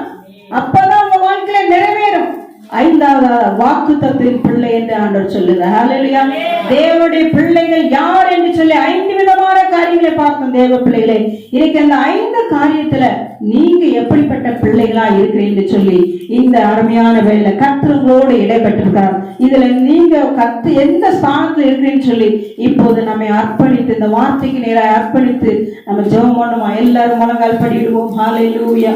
Praise the Lord. ஹல்லேலூயா. கர்த்தருடைய வார்த்தை வல்லமை உள்ளது. அவர் சொன்ன காரியத்தை நிறைவேற்றுகிறவரா இருக்கிறார். ஏன்னா அவர் வாக்குத்தத்தம் பண்ணின தேவன், ஒன்றின் கீழே விடுவதில்லை. அவர் மோசையை கொண்டு சொன்ன ஒவ்வொரு வாக்கு தத்தத்தையும் ஆண்டவர் நிறைவேற்றினார். ஒரு வார்த்தை கூட தவறவே விடவில்லை. ஹல்லேலூயா. தேவ பிள்ளைகள், இஸ்ரவேல் ஜனங்களை மோசையை கொண்டு எவ்வளவு அழகாக கர்த்தர் நடத்தி வந்தார். உங்களை நடத்த மாட்டாரா? உங்களை ரட்சித்த தேவன் உண்மையுள்ளவர், உங்களை மீட்ட தேவன் உண்மையுள்ளவர், உங்களை முடிவு பண்ண நடத்தின தேவன் உண்மையுள்ளவர். இது என்னாலும் சந்தோஷம் என்று சொல்லி எல்லாரும் அர்ப்பணிப்போம். ஏன்னா அவர் உங்களை தெரிந்திருக்கிறார். அசுத்தத்துக்கு அல்ல, பரிசுத்தப்படுத்துவதற்கு, உங்க வாழ்க்கையை கரையை நீக்குவதற்காக நீங்க ஆசிரமா வாழ வேண்டிய ஆசிரமா சுதந்திரத்தை கொடுத்திருக்கிறார், விடுதலையின் வாழ்க்கை கொடுத்திருக்கிறார். திரும்ப அந்த பாவத்தை பார்ப்பதற்கல்ல உங்களை தூக்கி எடுத்திருக்கிறார்.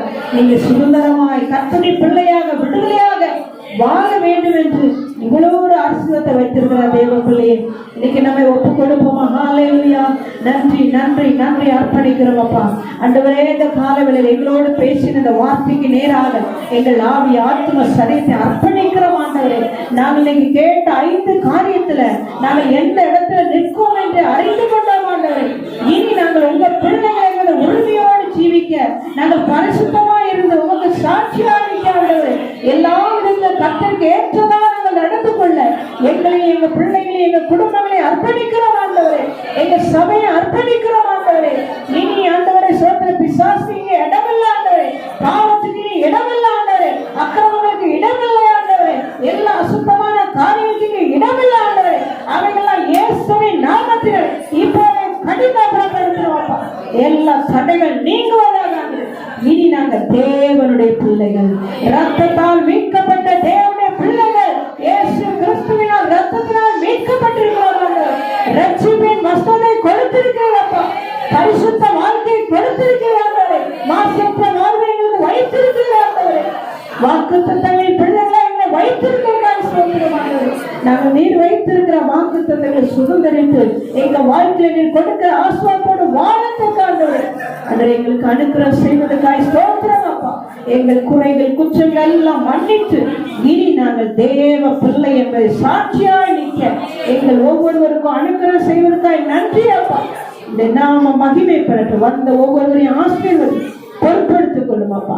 இயேசுவின் நாமத்தில் ஜெபிக்கிறோம் எங்கள் ஜீவனுள்ள நல்ல பிதாவே, ஆமென். என் ஆத்துமாவே கர்த்தரை ஸ்தோத்திரி, என் முழுவதுமே பரிசுநாமத்தை ஸ்தோத்திரி. என் ஆத்துமாவே கர்த்தரை ஸ்தோத்திரி, அவர் செய்த சகல பாவங்களை மறவாதே. ஆமென். கர்த்தர் உங்களை ஆசீர்வதிப்பார்.